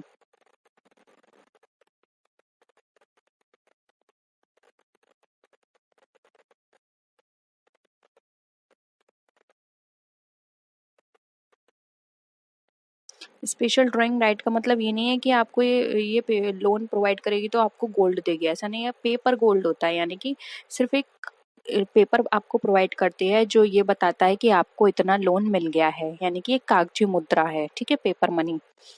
ये है हमारा डी। आईएमएफ हमें इस तरह की फैसिलिटी प्रोवाइड करती है, हमें नहीं, मतलब कंट्रीज को, जिस भी कंट्रीज को जरूरत होती है उन कंट्री को ये प्रोवाइड करती है, ठीक है, इंडिविजुअल को प्रोवाइड नहीं करेगी। नेक्स्ट देखिए, एमआरटीपी एक्ट हमारा किससे रिलेटेड है? सिर्फ ये प्रोटेक्शन देता है जो भी हमारे इन्वेस्टर होते हैं, फॉरेन एक्सचेंज को रेगुलेट करने का, यानी कि उसको सही तरह से काम करवाने का कार्य करता है। जो हमारे कैपिटल इशू होती है उसको नियंत्रण करता है, या फिर जो मोनोपोलीज होती हैं मार्केट के अंदर उनको कंट्रोल करता है। और जो अनफेयर ट्रेड प्रैक्टिसेस हैं, जैसे कि वो आपको बैड क्वालिटी का प्रोवाइड कर रहे हैं, कोई भी एमआरटीपी एक तरह से, ये कौन सी आपको लगता है कि किस बेसिस पे ये काम कर रहा है? इसका देखिए नाम है monopolies and restrictive trade practices. अब आप इजीली बता सकते हैं कि ये किस बेसिस पे काम करता है।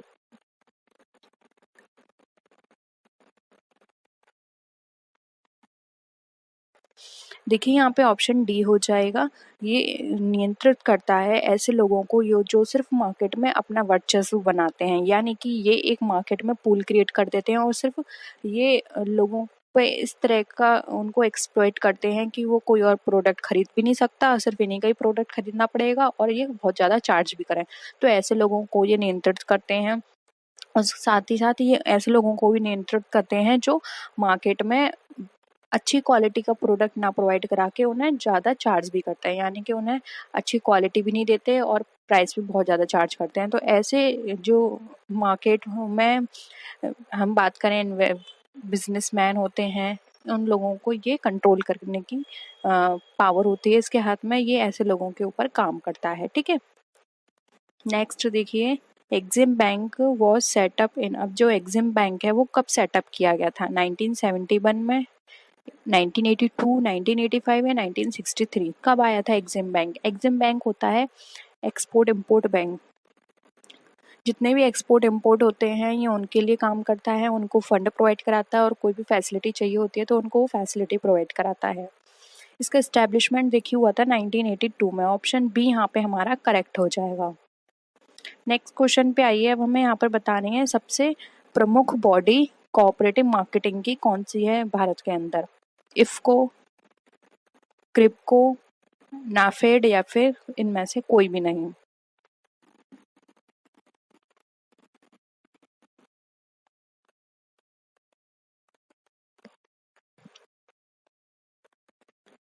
देख लिए यहाँ पे कोऑपरेटिव मार्केटिंग की बात करें, वैसे तो अगर हम कोऑपरेटिव मार्केटिंग की बात करें तो एपेक्स बॉडी हमने पहले भी बात करी थी कि नेशनल अथॉरिटी होती है, नेशनल इंस्टीट्यूशंस होते हैं। लेकिन यहाँ ऑप्शंस के अकॉर्डिंग बात करें तो नाफेड है सबसे इम्पोर्टेंट, सबसे हम एपेक्स और मुख्य बॉडी कह सकते हैं जो कि कोऑपरेटिव मार्केटिंग के ऊपर कार्य करती है, ठीक है। तो ऑप्शन सी यहाँ पे हमारा क्या हो जाएगा? Right answer. नेक्स्ट क्वेश्चन पे आइए। अब हमें बताना है जो जनरल इंश्योरेंस कॉरपोरेशन है उसको कब स्थापित किया गया था? 1948, 1956, 1971 एंड 1974 में?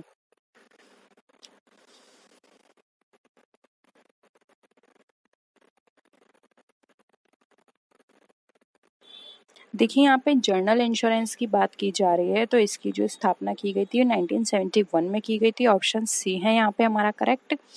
नेक्स्ट आइए, लाइफ इंश्योरेंस पॉलिसी का जो कॉरपोरेशन है, लाइफ इंश्योरेंस कॉरपोरेशन, वो हमारा इस्टेब्लिश किया गया और ये किस तरह काम करता है? ये गवर्नमेंट कंपनी है, होल्डिंग है, पब्लिक है या सब्सिडरी है?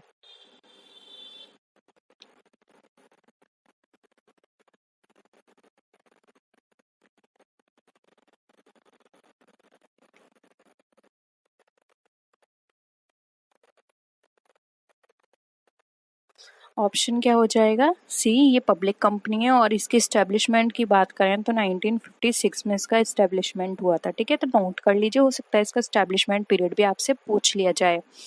नेक्स्ट है the unit trust of India, यानी कि यूटीआई जो है वो कब एग्जिस्टेंस में आया? 1960, 1964, 1968 या 1970? बहुत ही इंपॉर्टेंट है यूटीआई, इससे रिलेटेड आपके एग्जाम में ढेर सारे क्वेश्चंस पूछे जाते हैं। क्या हो जाएगा? बी, 1964, ठीक है। नेक्स्ट आइए, in general export incentives are permitted within the regulatory framework of.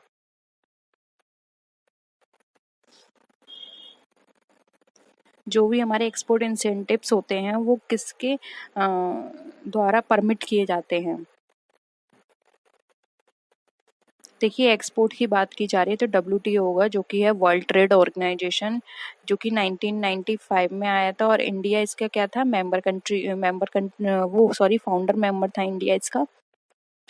और ये जो संस्था है वो जितने भी इंटरनेशनल ट्रेड होते हैं उनको रेगुलेट और उनको कंट्रोल करने का काम करती है। ठीक है, नेक्स्ट आइए, the political, commercial and natural risk of exporters. अब जो भी एक्सपोर्टर के जो राजनीतिक और जो भी प्राकृतिक रिस्क होते हैं उनको कौन कंट्रोल करता है या किसके अंदर आते हैं, वो कवर किए जाते हैं।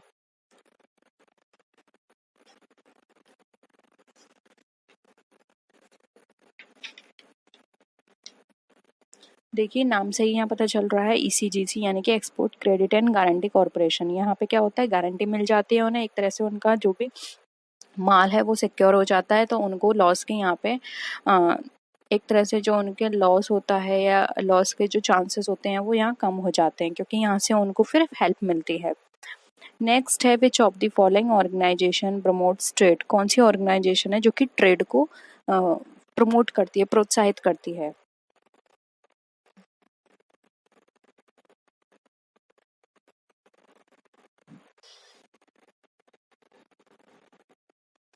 देखिए, यहाँ पर हम बात करें, ये सारी ही ट्रेड को प्रोत्साहित करेंगी तो डी हो जाएगा। यहाँ पे STC होता है हमारा, स्टेट ट्रेड कॉरपोरेशन। इसकी स्थापना हुई थी, नोट कर लीजिए, 18 मई 1956 में।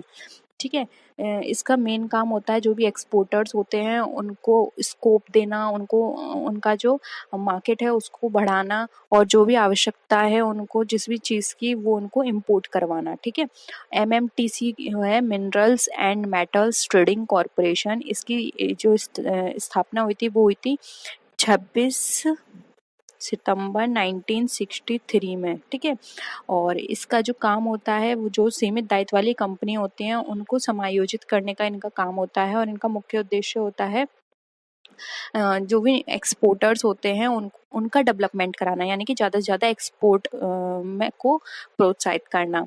और ECGC तो आपको पता ही है, export credit and guarantee corporation. इसकी स्टैब्लिशमेंट हुई थी 15 जनवरी 1964 यानी कि 64 को, और ये एक्सपोर्ट से रिलेटेड गारंटी प्रोवाइड करता है जिससे कि उनको लॉस ना हो। ठीक है, तो D all of the above यहाँ पे राइट आंसर हो जाएगा। नेक्स्ट क्वेश्चन देखिए, Which of the following is not a well-known agency for long-term loans for industries in India? यानी कि यहाँ पर हमें ये बताना है जो कि लॉन्ग टर्म लोन के लिए जानी जाती है एजेंसी, वो कौन सी है इंडस्ट्री के लिए इंडिया के अंदर।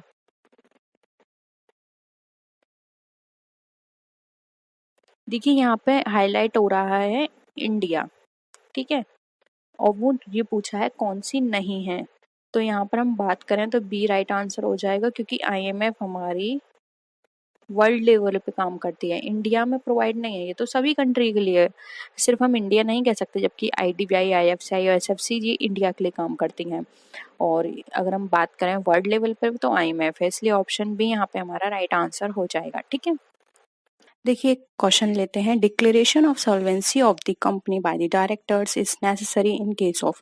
अब डायरेक्टर के द्वारा अगर ये डिक्लेयर किया जा रहा है सॉल्वेंसी के लिए कि कंपनी सॉल्वेंट है, तो वो किस कारण होगा, कंपलसरी वाइंडिंग अप पे, मेंबर्स वॉलंटरी वाइंडिंग अप पे, क्रेडिटर्स वॉलंटरी वाइंडिंग अप पे, या फिर ऑल ऑफ द अबव, बताइए।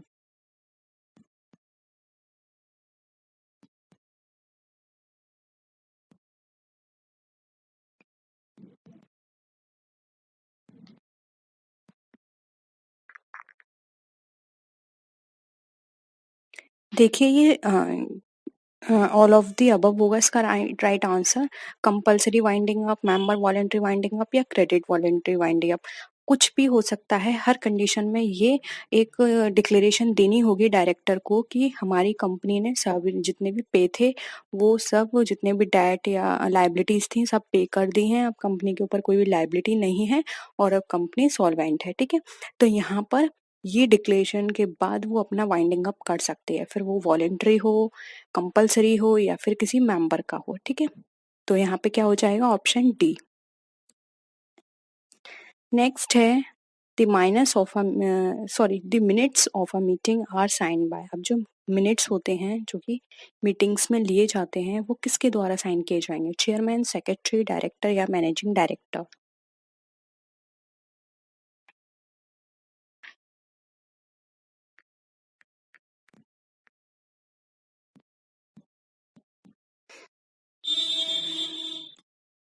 करिए आंसर।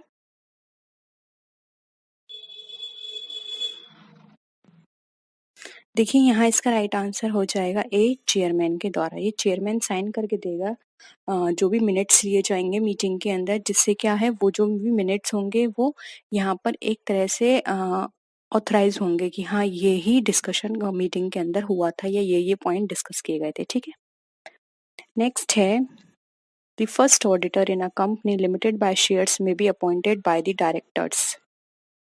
बताइए, जो फर्स्ट ऑडिटर है कंपनी का, कंपनी लिमिटेड बाय शेयर्स का, वो किसके द्वारा अपॉइंट किया जाएगा। सॉरी, अपॉइंट, क्वेश्चन ये है जो फर्स्ट ऑडिटर है कंपनी लिमिटेड बाय शेयर्स का वो अपॉइंट किया जाता है डायरेक्टर के द्वारा, तो वो टाइम पीरियड आपको बताना है। With in a year of its registration, before the statutory meeting, at the time of first annual general meeting या फिर at any time in consultation with the institute of chartered accountant of India. ठीक है,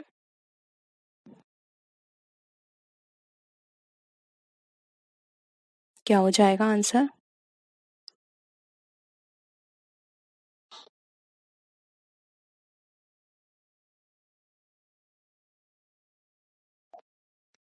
देखिए यहाँ पर आप ना ये सारे ही ऑप्शन गलत हैं, क्योंकि अगर इस तरह का जो अंशों द्वारा Shrimati limited by shares company होती है, उनके जो भी डायरेक्टर्स होते हैं वो फर्स्ट ऑडिटर की अपॉइंट जो है वो जो भी इनकी जर्नल मीटिंग होती है उसके 6 मंथ्स के अंदर कर देते हैं, जबकि 6 मंथ्स का यहाँ पर कोई भी वो नहीं दे रखा है ऑप्शन।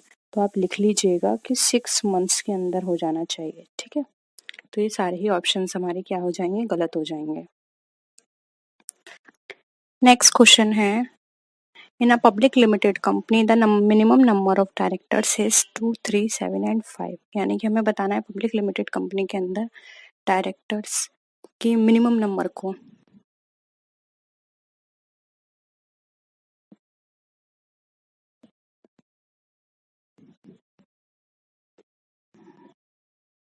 बताइए। देखिए अगर हम पब्लिक लिमिटेड कंपनी की बात करें तो कम से कम 3 डायरेक्टर्स होने चाहिए, और प्राइवेट कंपनी का नोट कर लीजिए, प्राइवेट कंपनी के अंदर 2 डायरेक्टर्स होने चाहिए कम से कम। ठीक है, नेक्स्ट है a person at any one time cannot be director of more than 1 company, 7 companies, 10 companies या 2 companies। यानी कि एक पर्सन एक समय में डायरेक्टर नहीं हो सकता किसी भी कंपनी में। कितने से ज्यादा, एक कंपनी में नहीं हो सकता, 7 कंपनी से ज्यादा डायरेक्टर नहीं बन सकता वो, 10 कंपनी के डायरेक्टर से ज्यादा नहीं है, 20 कंपनी के डायरेक्टर से ज्यादा नहीं।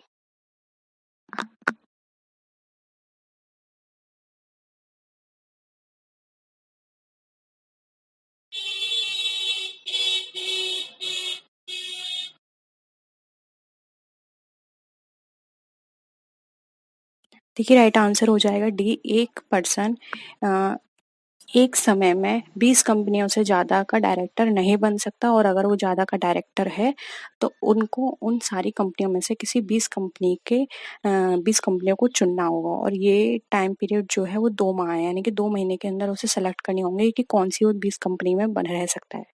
20 से ज़्यादा वो किसी भी कंपनी में एक टाइम पर नहीं रह सकता डायरेक्टर। ठीक है, नेक्स्ट है which section of the Companies Amendment Act 1988 provides for the punishment for failure to maintain the register of director shareholding। यानी कि आपको ये बताना है कौन सी धारा के अंतर्गत जो डायरेक्टर है उसकी जो शेयर होल्डिंग्स है वो उसको रजिस्टर, शेयर होल्डिंग का जो रजिस्टर है उसको बनाए रखने का में अगर वो विफल होता है या फेल होता है तो किस में उसको पनिशमेंट मिलेगा।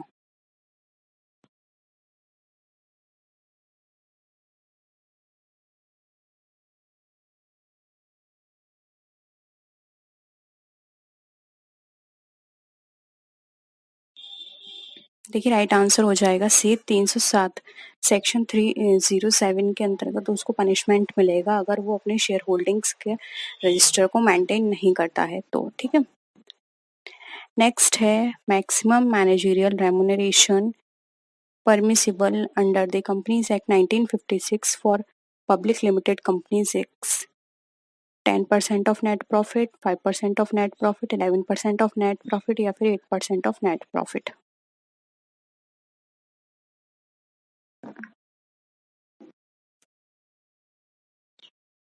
बताइए।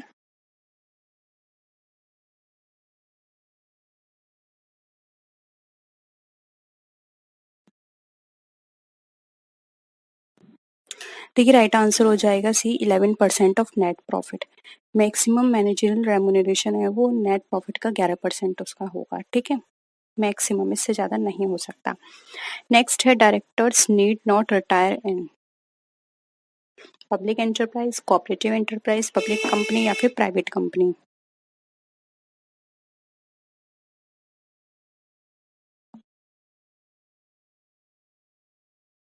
देखिए अगर हम बात करें यहाँ पर डायरेक्टर की रिटायरमेंट की तो प्राइवेट कंपनी के अंदर उसको रिटायर होना वहाँ पे ज़रूरी नहीं है। ठीक है, आवश्यक नहीं है। बाकी में उसका एक पर्टिकुलर टाइम के बाद उसको रिटायर होना होगा। फिर हम पब्लिक एंटरप्राइज, पब्लिक कंपनी या कोऑपरेटिव कंपनी की बात करें तो। ठीक है, नेक्स्ट है when the provisions of the companies act are violated the auditors must report the same to the. यानी कि ऐसे कौन से प्रोविजंस हैं जिनका अगर वायलेशन किया जाता है तो ऑडिटर को रिपोर्ट करना होगा।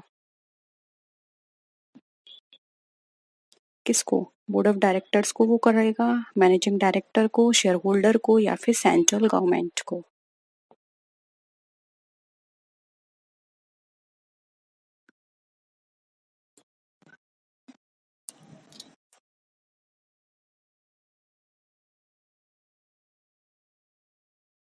देखिए जब कभी भी कंपनीज एक्ट के अकॉर्डिंग अगर कोई भी वायलेशन किया जाता है तो एक ऑडिटर को इसकी रिपोर्ट बोर्ड ऑफ डायरेक्टर्स को देनी होगी, ये उसकी ड्यूटी है। ठीक है, तो ऑप्शन ए यहाँ पे राइट आंसर हो जाएगा। नेक्स्ट है casual vacancy of a director is filled by the following board of director, central government, share holders in general meeting या फिर रजिस्ट्रार ऑफ कंपनीज।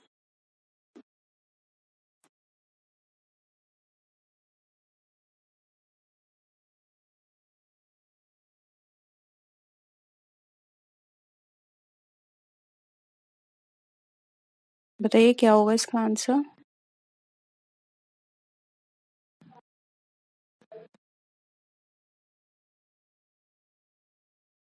देखिए फर्स्ट हो जाएगा, अगर कोई भी कैजुअल वैकेंसी होती है डायरेक्टर की तो फिल की जाएगी बोर्ड ऑफ डायरेक्टर्स के द्वारा। ठीक है, ये लोग इनको राइट होगा कि वो इसके ऊपर कोई भी डिसीजन लें कि हाँ इस पोस्ट पर किसको रखना है। नेक्स्ट है डायरेक्टर्स डिक्लेयर डिविडेंड इन दी। अब जो डायरेक्टर्स हैं वो डिक्लेयर करेंगे डिविडेंड को किस मीटिंग में? Statutory meeting, annual general meeting, extra ordinary general meeting या फिर बोर्ड ऑफ डायरेक्टर्स मीटिंग।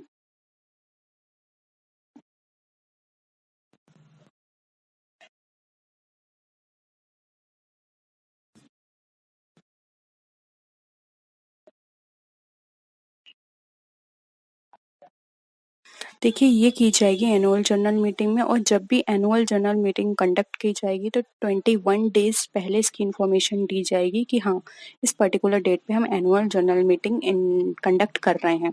क्योंकि annual general meeting board of director वो शेयर होल्डर्स के लिए बहुत ही इंपॉर्टेंट होती है। तो अगर आप 21 डेज पहले उनको इन्फॉर्मेशन देंगे तो अपने वो सारे अरेंजमेंट्स कर पाएंगे और उस दिन वो उसको ईजिली अटेंड कर पाएंगे। अगर आप सडनली उनको बोलेंगे तो ज़रूरी नहीं है हर कोई उसको अटेंड कर ले। इसलिए 21 डेज पहले एनुअल जनरल मीटिंग कंडक्ट की जाती है और वहाँ पे डायरेक्टर्स डिक्लेयर करेंगे डिविडेंड को।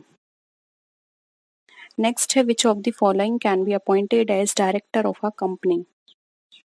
N individual, a firm, a body corporate, any of these.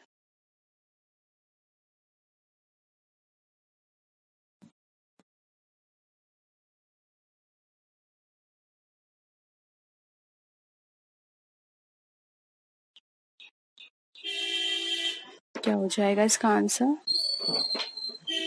देखिए, अब एक इंडिविजुअल ही डायरेक्टर के पोस्ट पर अपॉइंट किया जाता है। किसी फर्म कोऑपरेटिव को हम यहाँ पर डायरेक्टर की पोस्ट पे अपॉइंट नहीं कर सकते, ठीक है।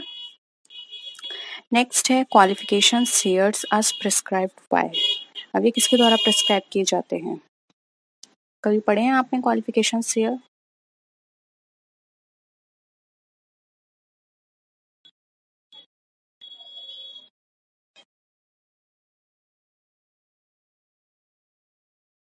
देखिए, क्वालिफिकेशन शेयर्स जो होते हैं वो डायरेक्टर्स के लिए दिए जाते हैं और ये कहा जाता है कि जो भी क्वालिफिकेशन शेयर्स हैं वो डायरेक्टर जब अपॉइंट होता है तो वो अपनी अपॉइंटमेंट से विद इन 2 मंथ्स के अंदर उन शेयर्स को ले ले, ठीक है। यानी कि उसको 2 महीने के अंदर उन शेयर्स को लेना होता है डायरेक्टर्स ऑफ द कंपनी को, ठीक है। तो उनको बोलते हैं हम क्वालिफिकेशन शेयर। नेक्स्ट है after the declaration of the dividend in the general meeting it has to be paid within. अब अगर डिक्लेयर हो जाता है डिविडेंड जनरल मीटिंग के अंदर तो वो कितने दिन के अंदर पेड हो जाना चाहिए? 60 डेज, 42 डेज, 45 या 90?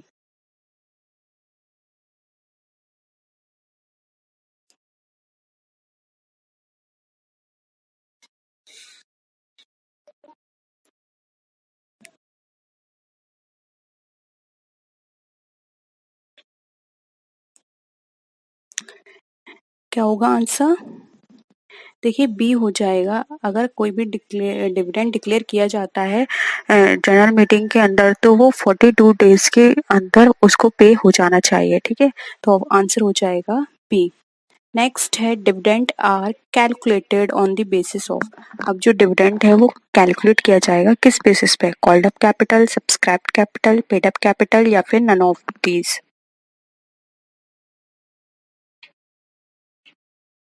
बताइए, किस बेसिस पे हम डिविडेंड को कैलकुलेट करते हैं? देखिए, डिविडेंड हमेशा पे किया जाता है पेड अप कैपिटल पर, यानी कि जितना उन्होंने पेड कर दिया है कैपिटल उसके बेसिस पर। कॉल्ड अप जरूरी नहीं है हर कोई आपको दे दे, या सब्सक्राइब वालों को जरूरी नहीं है जिसने सब्सक्राइब किया है सबको।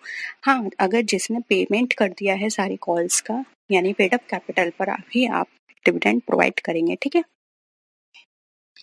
नेक्स्ट है calls in advance is shown separately on the following. अब कॉल्स इन एडवांस जो है वो सेपरेटली कहाँ दिखाया जाता है? Liability side of the balance sheet, asset side of the balance sheet, debit side of the P and L account या फिर credit side of the P and L account? बताइए।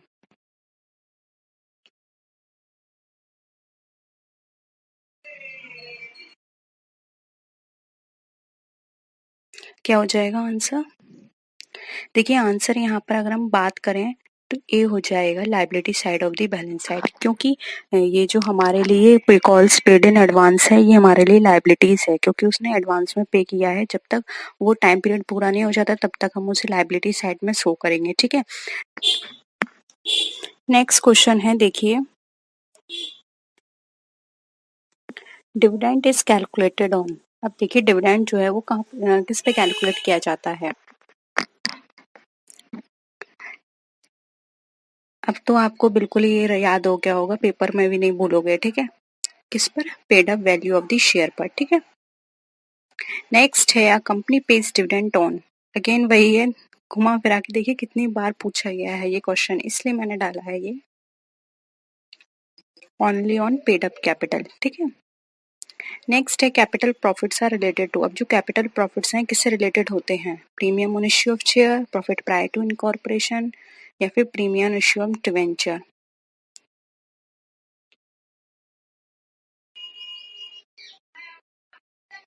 देखिए, यहाँ पर अगर हम बात करें राइट आंसर की तो डी हो जाएगा, ऑल ऑफ दी अबव। क्योंकि देखिए ये भी हमारे कैपिटल का पार्ट है, ये भी कैपिटल का पार्ट है एंड ये भी, ये सब हमारे कैपिटल के पार्ट है। और अगर कैपिटल के ऊपर कोई भी हमें प्रॉफिट मिल रहा है तो वो कैपिटल प्रॉफिट में कंसिडर किया जाएगा, ठीक है। तो ऑल ऑफ दी अबव हमारा राइट आंसर हो जाएगा।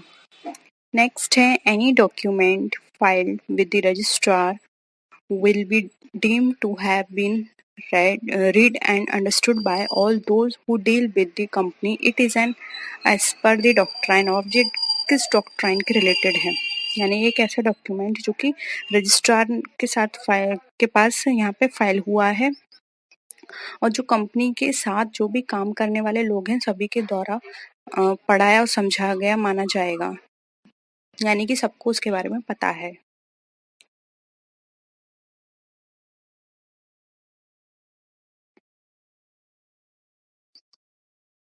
देखिए, इसको बोलते हैं कंस्ट्रक्टिव नोटिस। कंस्ट्रक्टिव नोटिस एक ऐसा नोटिस होता है जिसमें रजिस्ट्रार को ये दिया जाता है और इसमें ये एज्यूम किया जाता है कि कंपनी का जो भी मेंबर है वो सब इस के बारे में, इस नोटिस के बारे में जानता है। ठीक है, सभी को इसके बारे में सारी चीजें कंपनी से रिलेटेड पता है। ठीक है, अभी हम इन सब के बारे में पढ़ेंगे, indoor management, public notice and ultra vires. ठीक है, देखिए अगेन आ गया the principle of constructive notice protest. क्या प्रोटेस्ट करता है? Outsider against company, company against outsider, directors against share holder या एम्प्लॉयज अगेंस्ट मैनेजमेंट।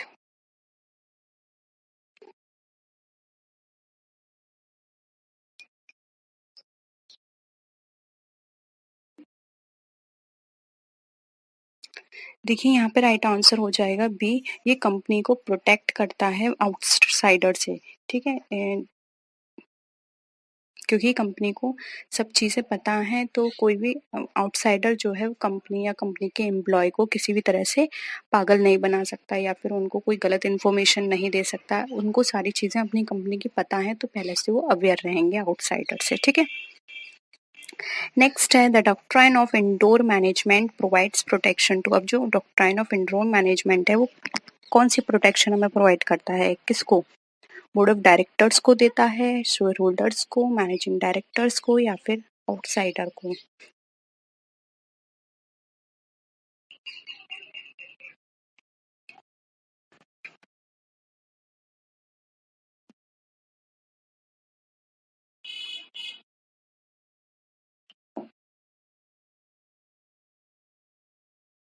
बताइए क्या होगा इसका आंसर?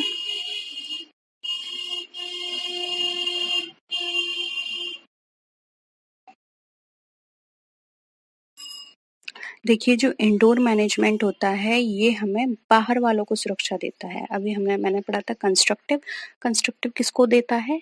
कंपनी को बाहर वालों से, और ये देता है बाहर वालों को। ठीक है, अपोजिट हो गया।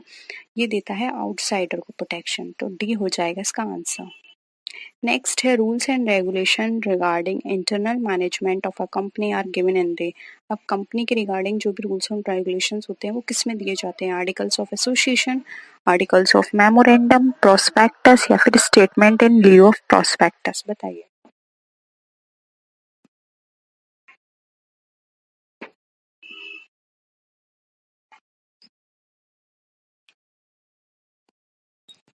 देखिए इसका राइट आंसर हो जाएगा A, articles of association. Articles of association internal management के लिए होता है। इसमें कंपनी के रिगार्डिंग सारे रूल्स एंड रेगुलेशंस होते हैं।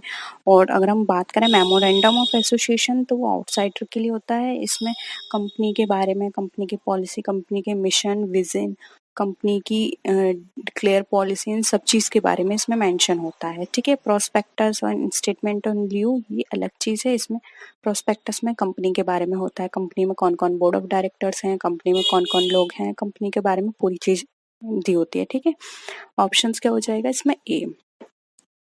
नेक्स्ट है according to section 80 of the companies act 1956 a company can not redeem its preference share out of. अब जो 80 सेक्शन के अकॉर्डिंग कंपनी अपने जो प्रेफरेंस शेयर से रिडीम नहीं कर सकती, किस में से? बताइए, ऑप्शन देख लीजिए आप ठीक से।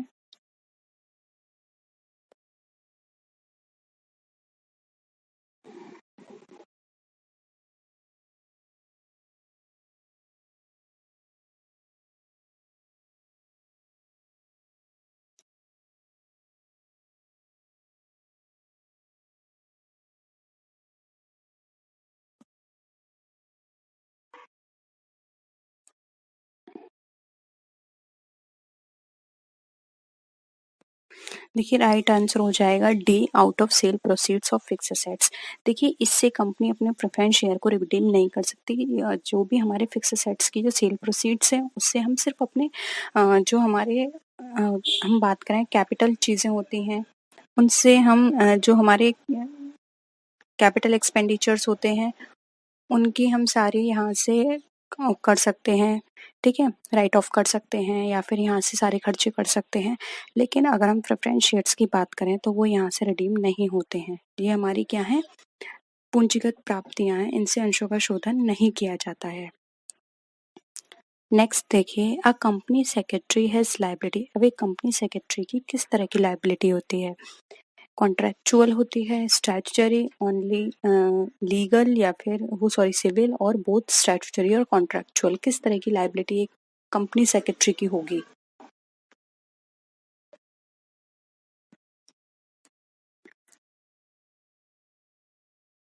देखिए यहाँ पे राइट आंसर हो जाएगा बी, एक कंपनी की सेक्रेटरी की लायबिलिटी कॉन्ट्रैक्चुअल और स्टैट्यूटरी दोनों होती है। कुछ जो जिस भी कंपनी में वो कंपनी सेक्रेटरी की पोस्ट पर है वहाँ से उसे कॉन्ट्रैक्ट बेसिस पर जो लायबिलिटी दी गई होंगी वो उसको वहाँ फॉलो करनी होंगी, ठीक है। और कुछ उसकी स्टैट्यूटरी होती हैं, जैसे कि फॉर एग्जांपल अगर वो कंपनी सेक्रेटरी है तो उसको सारी चीज़ें ट्रांसपेरेंट रखनी है। भले ही वो उस कंपनी ने अपॉइंट किया है, वो उसे सैलरी दे रही है, लेकिन फिर भी उसको बायस नहीं होना है। ये कुछ चीज़ें ऐसी होती हैं जो कि कॉन्ट्रेक्चुअल और स्टैट्यूटरी दोनों बेसिस पर काम करती हैं, इसलिए उसकी जो लायबिलिटी होती है दोनों बेसिस पे चलती है, ठीक है। The demand curve for a product will shift outwards to the right. यानी कि इस क्वेश्चन में ये पूछा जा रहा है कि जब भी हमारा डिमांड कर्व बनता है किसी प्रोडक्ट का, तो उसका जो कर्व होता है वो राइट साइड बाहर की ओर निकलता है। वो कब निकलेगा? जब प्राइस हमारे जो जो सब्सिट्यूट गुड है उसका प्राइस बढ़ जाएंगे, कंज्यूमर की इनकम कम हो जाएगी, कंज्यूमर एक्सपेक्ट करेगा कि फ्यूचर में प्राइस गिरे, या फिर the price of the product itself fall, या फिर जो खुद उस प्राइस का प्रोडक्ट का जो प्राइस है वो गिर जाएगा। बताइए।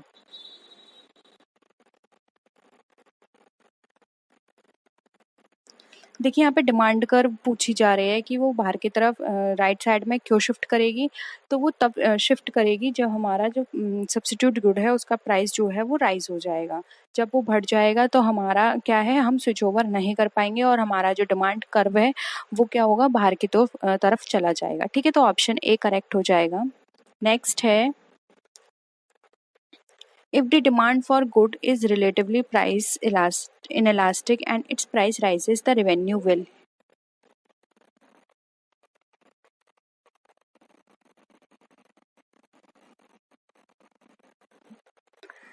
इस क्वेश्चन में ये पूछा जा रहा है कि जब भी किसी भी गुड की जो डिमांड है वो रिलेटिवली होती है प्राइस इनलास्टिक, यानी कि प्राइस की क्या होती है, अपोजिट होती है, तो उस प्राइस और उसका प्राइस बढ़ता है तो रेवेन्यू क्या रहेगा उसका?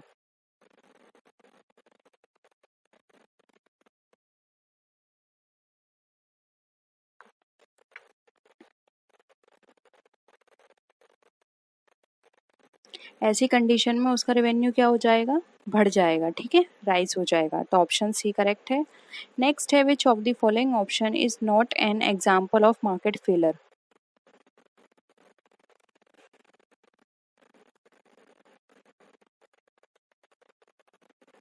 बताइए, हमारा मार्केट कब फेल हो जाता है?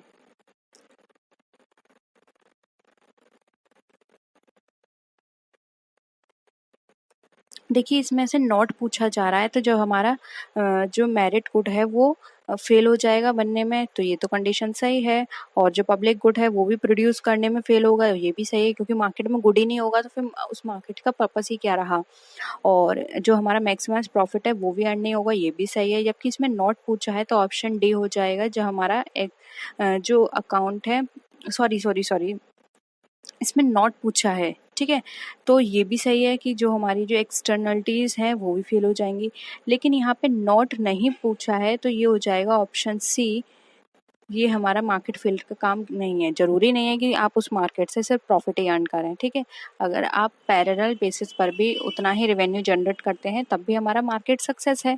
सिर्फ प्रॉफिट करने से हमारा मार्केट सक्सेस नहीं होगा, ठीक है। तो मार्केट फेलर की बात की जा रही है तो ये ऑप्शन मार्केट फेलर के लिए बिल्कुल भी सूटेबल नहीं है, तो ऑप्शन सी करेक्ट हो जाएगा, ठीक है।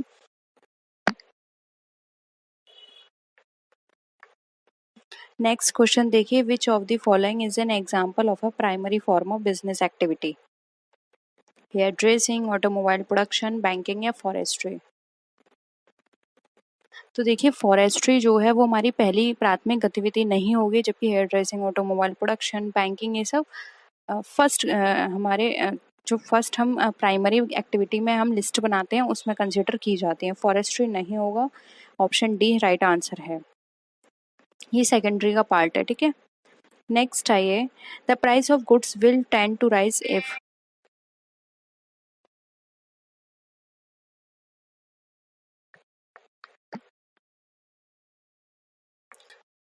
the current price of above the equilibrium, the current price is below the equilibrium, the current quantity demand is less than the quantity supplied, और फोर्थ ऑप्शन है there is a reduction in cost of substitute commodity. यानी कि यहाँ पर ये कहा जा रहा है कि जो भी गुड्स का प्राइस है वो हमारा राइज होगा किस कंडीशन में।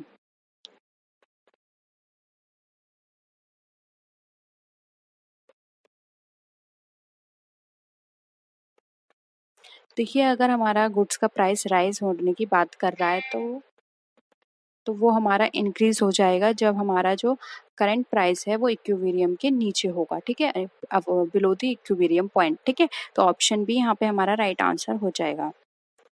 नेक्स्ट क्वेश्चन है, productivity is measured by the growth on output of a firm, the growth on profit of a firm, total output upon total input, और फोर्थ है हमारा total amount of investment in capital goods।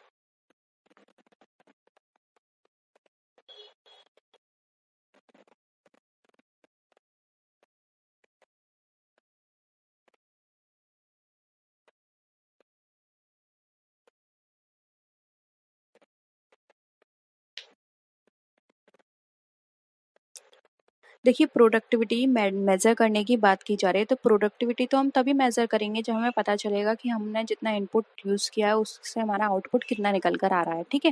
यानी total हमने कितना उत्पादन किया, productivity की।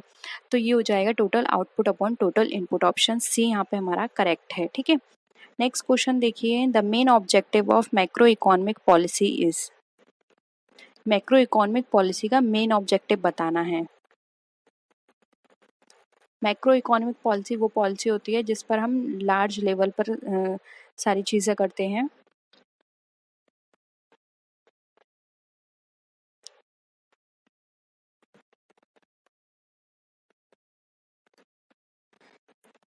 देखिए डी करेक्ट होगा, क्योंकि यहाँ पे लार्ज लेवल पे एम्प्लॉयमेंट की बात कर रहे हैं, इन्फ्लेशन कम करने की बात कर रहे हैं, और ग्रोथ रेट को स्टेबल करने की बात कर रहे हैं, सेटिस्फैक्ट्री रेट की बात कर रहे हैं कि हमारा ग्रोथ रेट अच्छा हो। तो ये सारे ही हमारे मैक्रो इकोनॉमिक पॉलिसी के ऑब्जेक्टिव्स हैं, तो डी यहाँ पे करेक्ट होगा हमारा। नेक्स्ट है, who was the first argued that the purpose of business was to make profit. यानी किसने सबसे पहले ये आर्ग्यू किया था कि हमारा बिजनेस का पर्पस होता है सिर्फ प्रॉफिट अर्न करना। Any idea?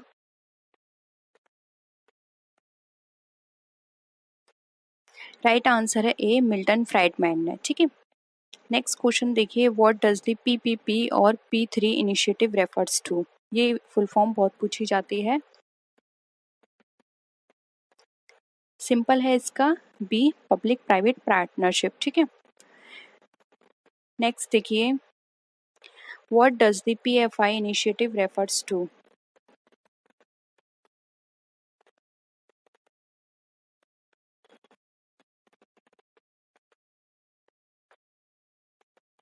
PFI का क्या मतलब होता है? PFI का मतलब होता है प्राइवेट फाइनेंस इनिशिएटिव, ठीक है। तो ऑप्शन ए करेक्ट है। नेक्स्ट देखिए, the term late industrialization refers to, यानी कि लेट इंडस्ट्रियलाइजेशन से क्या मतलब होता है? डिले करना इंडस्ट्रियलाइजेशन को, क्योंकि एनवायरनमेंट में खतरा हो रहा है, या फिर विकासशील देशों के सामने समस्या कि वे अमीर देशों के विकास के स्तर को पकड़ना चाहते हैं, या ये सोचना कि देशों को औद्योगिकरण के लिए बहुत देर हो चुकी है, या 4D ऑप्शन है हमारा, औद्योगिक दुनिया में एक पोस्ट कैसे दर्ज कर रहे हैं, ठीक है, यानी कि आप एंटर कैसे करेंगे।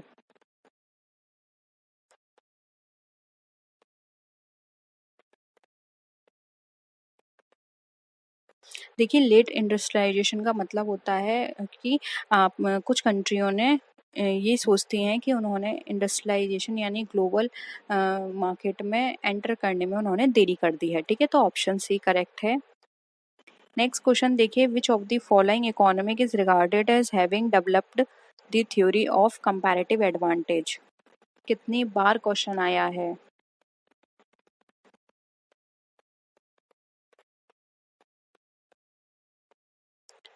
ये डेवलप्ड थ्योरी किसने प्रोवाइड कराई थी बताइए। ये दी थी कंपैरेटिव एडवांटेज का जो कॉन्सेप्ट है डेविड रिकार्डो ने, ठीक है। नेक्स्ट है the perfect competition in long run, यानी कि परफेक्ट कंपटीशन की बात करें तो लॉन्ग रन में वो किस तरह का अर्न करती है प्रॉफिट।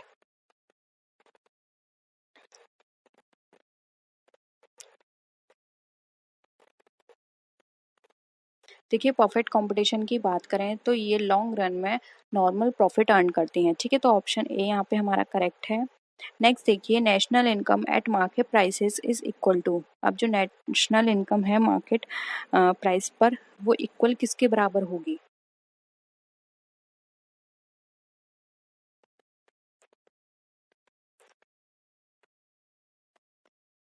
देखिए अगर मार्केट प्राइस पर हम नेशनल इनकम की बात करते हैं तो ये हमेशा हमारी net national product at factor cost के बराबर होगी, यानी कि फैक्टर कॉस्ट पर जो भी हमारी नेट नेशनल प्रोडक्ट निकल कर आएगा ये उसके इक्वल होगी। तो ऑप्शन सी यहाँ पे हमारा करेक्ट हो जाएगा, ठीक है।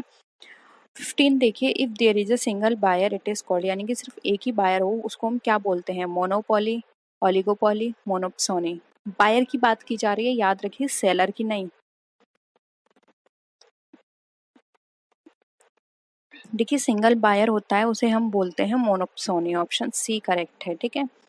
A firm is having increasing return to scale means it is having increasing cost, it is having constant cost, it is having decreasing cost, or none of the above।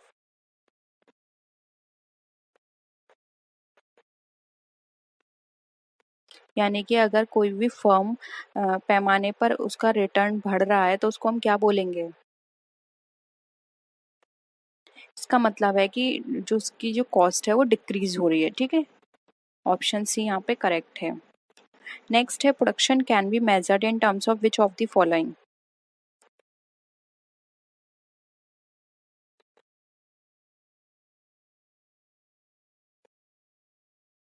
हम production किस तरह से major करते हैं। D हो जाएगा। Total basis पर भी कर सकते हैं, मार्जिनल बेसिस पर भी और एवरेज बेसिस पर भी। कोई भी हम मेथड लेकर अपने प्रोडक्शन को कैलकुलेट कर सकते हैं, टोटल हमारा कितना प्रोडक्शन हो रहा है, ठीक है। अब ये बताइए, which is not covered under the scope of managerial economics.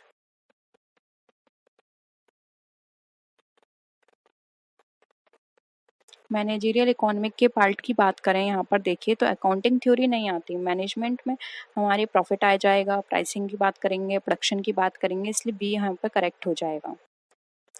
Next है, demand analysis includes. Demand analysis में क्या क्या चीज़ों को इंक्लूड किया जाता है।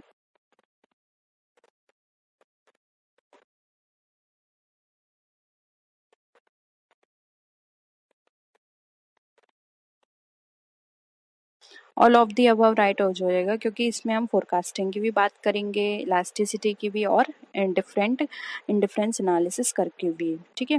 क्योंकि ये सारे हमारे डिमांड से रिलेटेड होते हैं। अब आप लॉ ऑफ डिमांड बताइए, क्या बताता है हमें law of demand.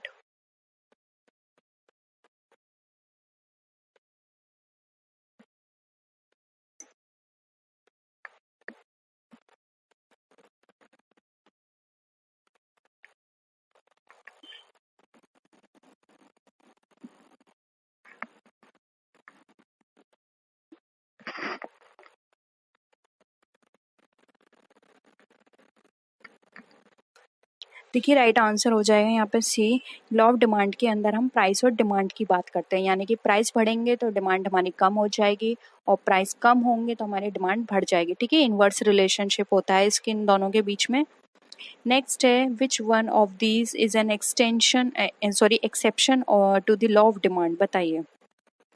Demonstration effect goods, given goods, future scarcity of goods, या फिर all of the above.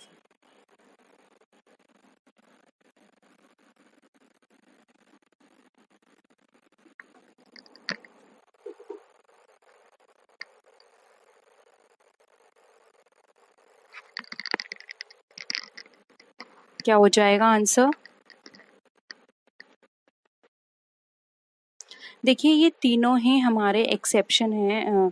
Giffen goods की बात कर लें, फ्यूचर स्कार्सिटी की बात कर लें या फिर डेमोन्स्ट्रेशन की बात कर लें, ठीक है। यानी कि जो हमारा डिमांड लॉ बताता है ये उसके रिवर्स बात करते हैं। ये कहते हैं कि नहीं, ऐसा कुछ भी नहीं है कि डिमांड बढ़ेगी तो हमारे प्राइस भी वो डिमांड अगर बढ़ रही है तो ये प्राइस हम कम होने के कारण है, ऐसा बिल्कुल भी नहीं है। कभी कभी ऐसा होता है कि प्राइस बढ़ते हैं तो डिमांड भी बढ़ती है, ठीक है। तो ये बिल्कुल अलग बात बताते हैं, ठीक है। नेक्स्ट है elasticity of demand is based on which of the following factors। अब आपको यहाँ पे ये बताना है कि डिमांड जो है elasticity ऑफ डिमांड उस पर कौन कौन से फैक्टर बेस्ड होते हैं।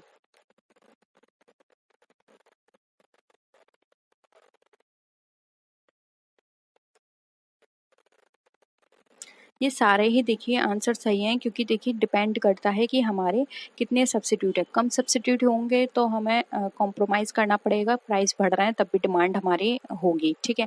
और अगर सब्सिट्यूट ज़्यादा है तो डिमांड सही है, हम उसी के हिसाब से काम करेंगे। जॉइंट डिमांड पर भी वही चीज़ चलती है। And proportion of income spend on the commodity, इसलिए ऑप्शन डी हमारा राइट है। नेक्स्ट है which one of the following is not the function of managerial economist. अब मैनेजरियल इकोनॉमिस्ट का इसमें से कौन सा फंक्शन नहीं है।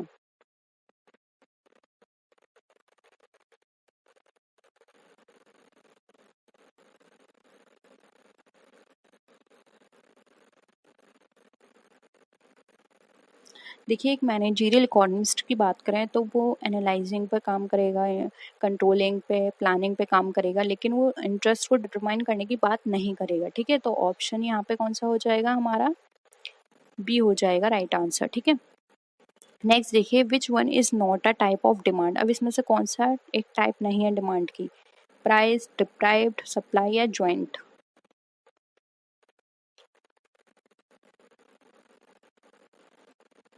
सी हो जाएगा सप्लाई डिमांड, ठीक है।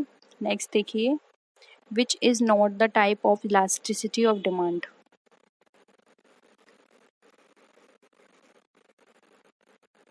देखिए टाइप्स ऑफ में बात करें तो प्राइस होती है, इनकम के बेसिस पर होती है, एडवर्टाइजमेंट पे, लेकिन सप्लाई के बेसिस पर नहीं होती है डिमांड। तो ऑप्शन सी यहाँ पे करेक्ट हो जाएगा। तो ये थे हमारे क्वेश्चंस। होप यहाँ पे आपको सारे क्वेश्चंस क्लियर हुए होंगे। किसी भी तरह का डाउट हो तो ज़रूर बताइएगा। और वीडियो कैसी लगी, वीडियो को लाइक कीजिए, फ्रेंड्स या शेयर कीजिए। किसी भी तरह की कोई भी क्वेरी हो तो ज़रूर बताइएगा। तो नेक्स्ट वीडियो में फिर मिलते हैं और भी अच्छी वीडियोज़ के साथ। तब तक के लिए टेक केयर, बाय बाय।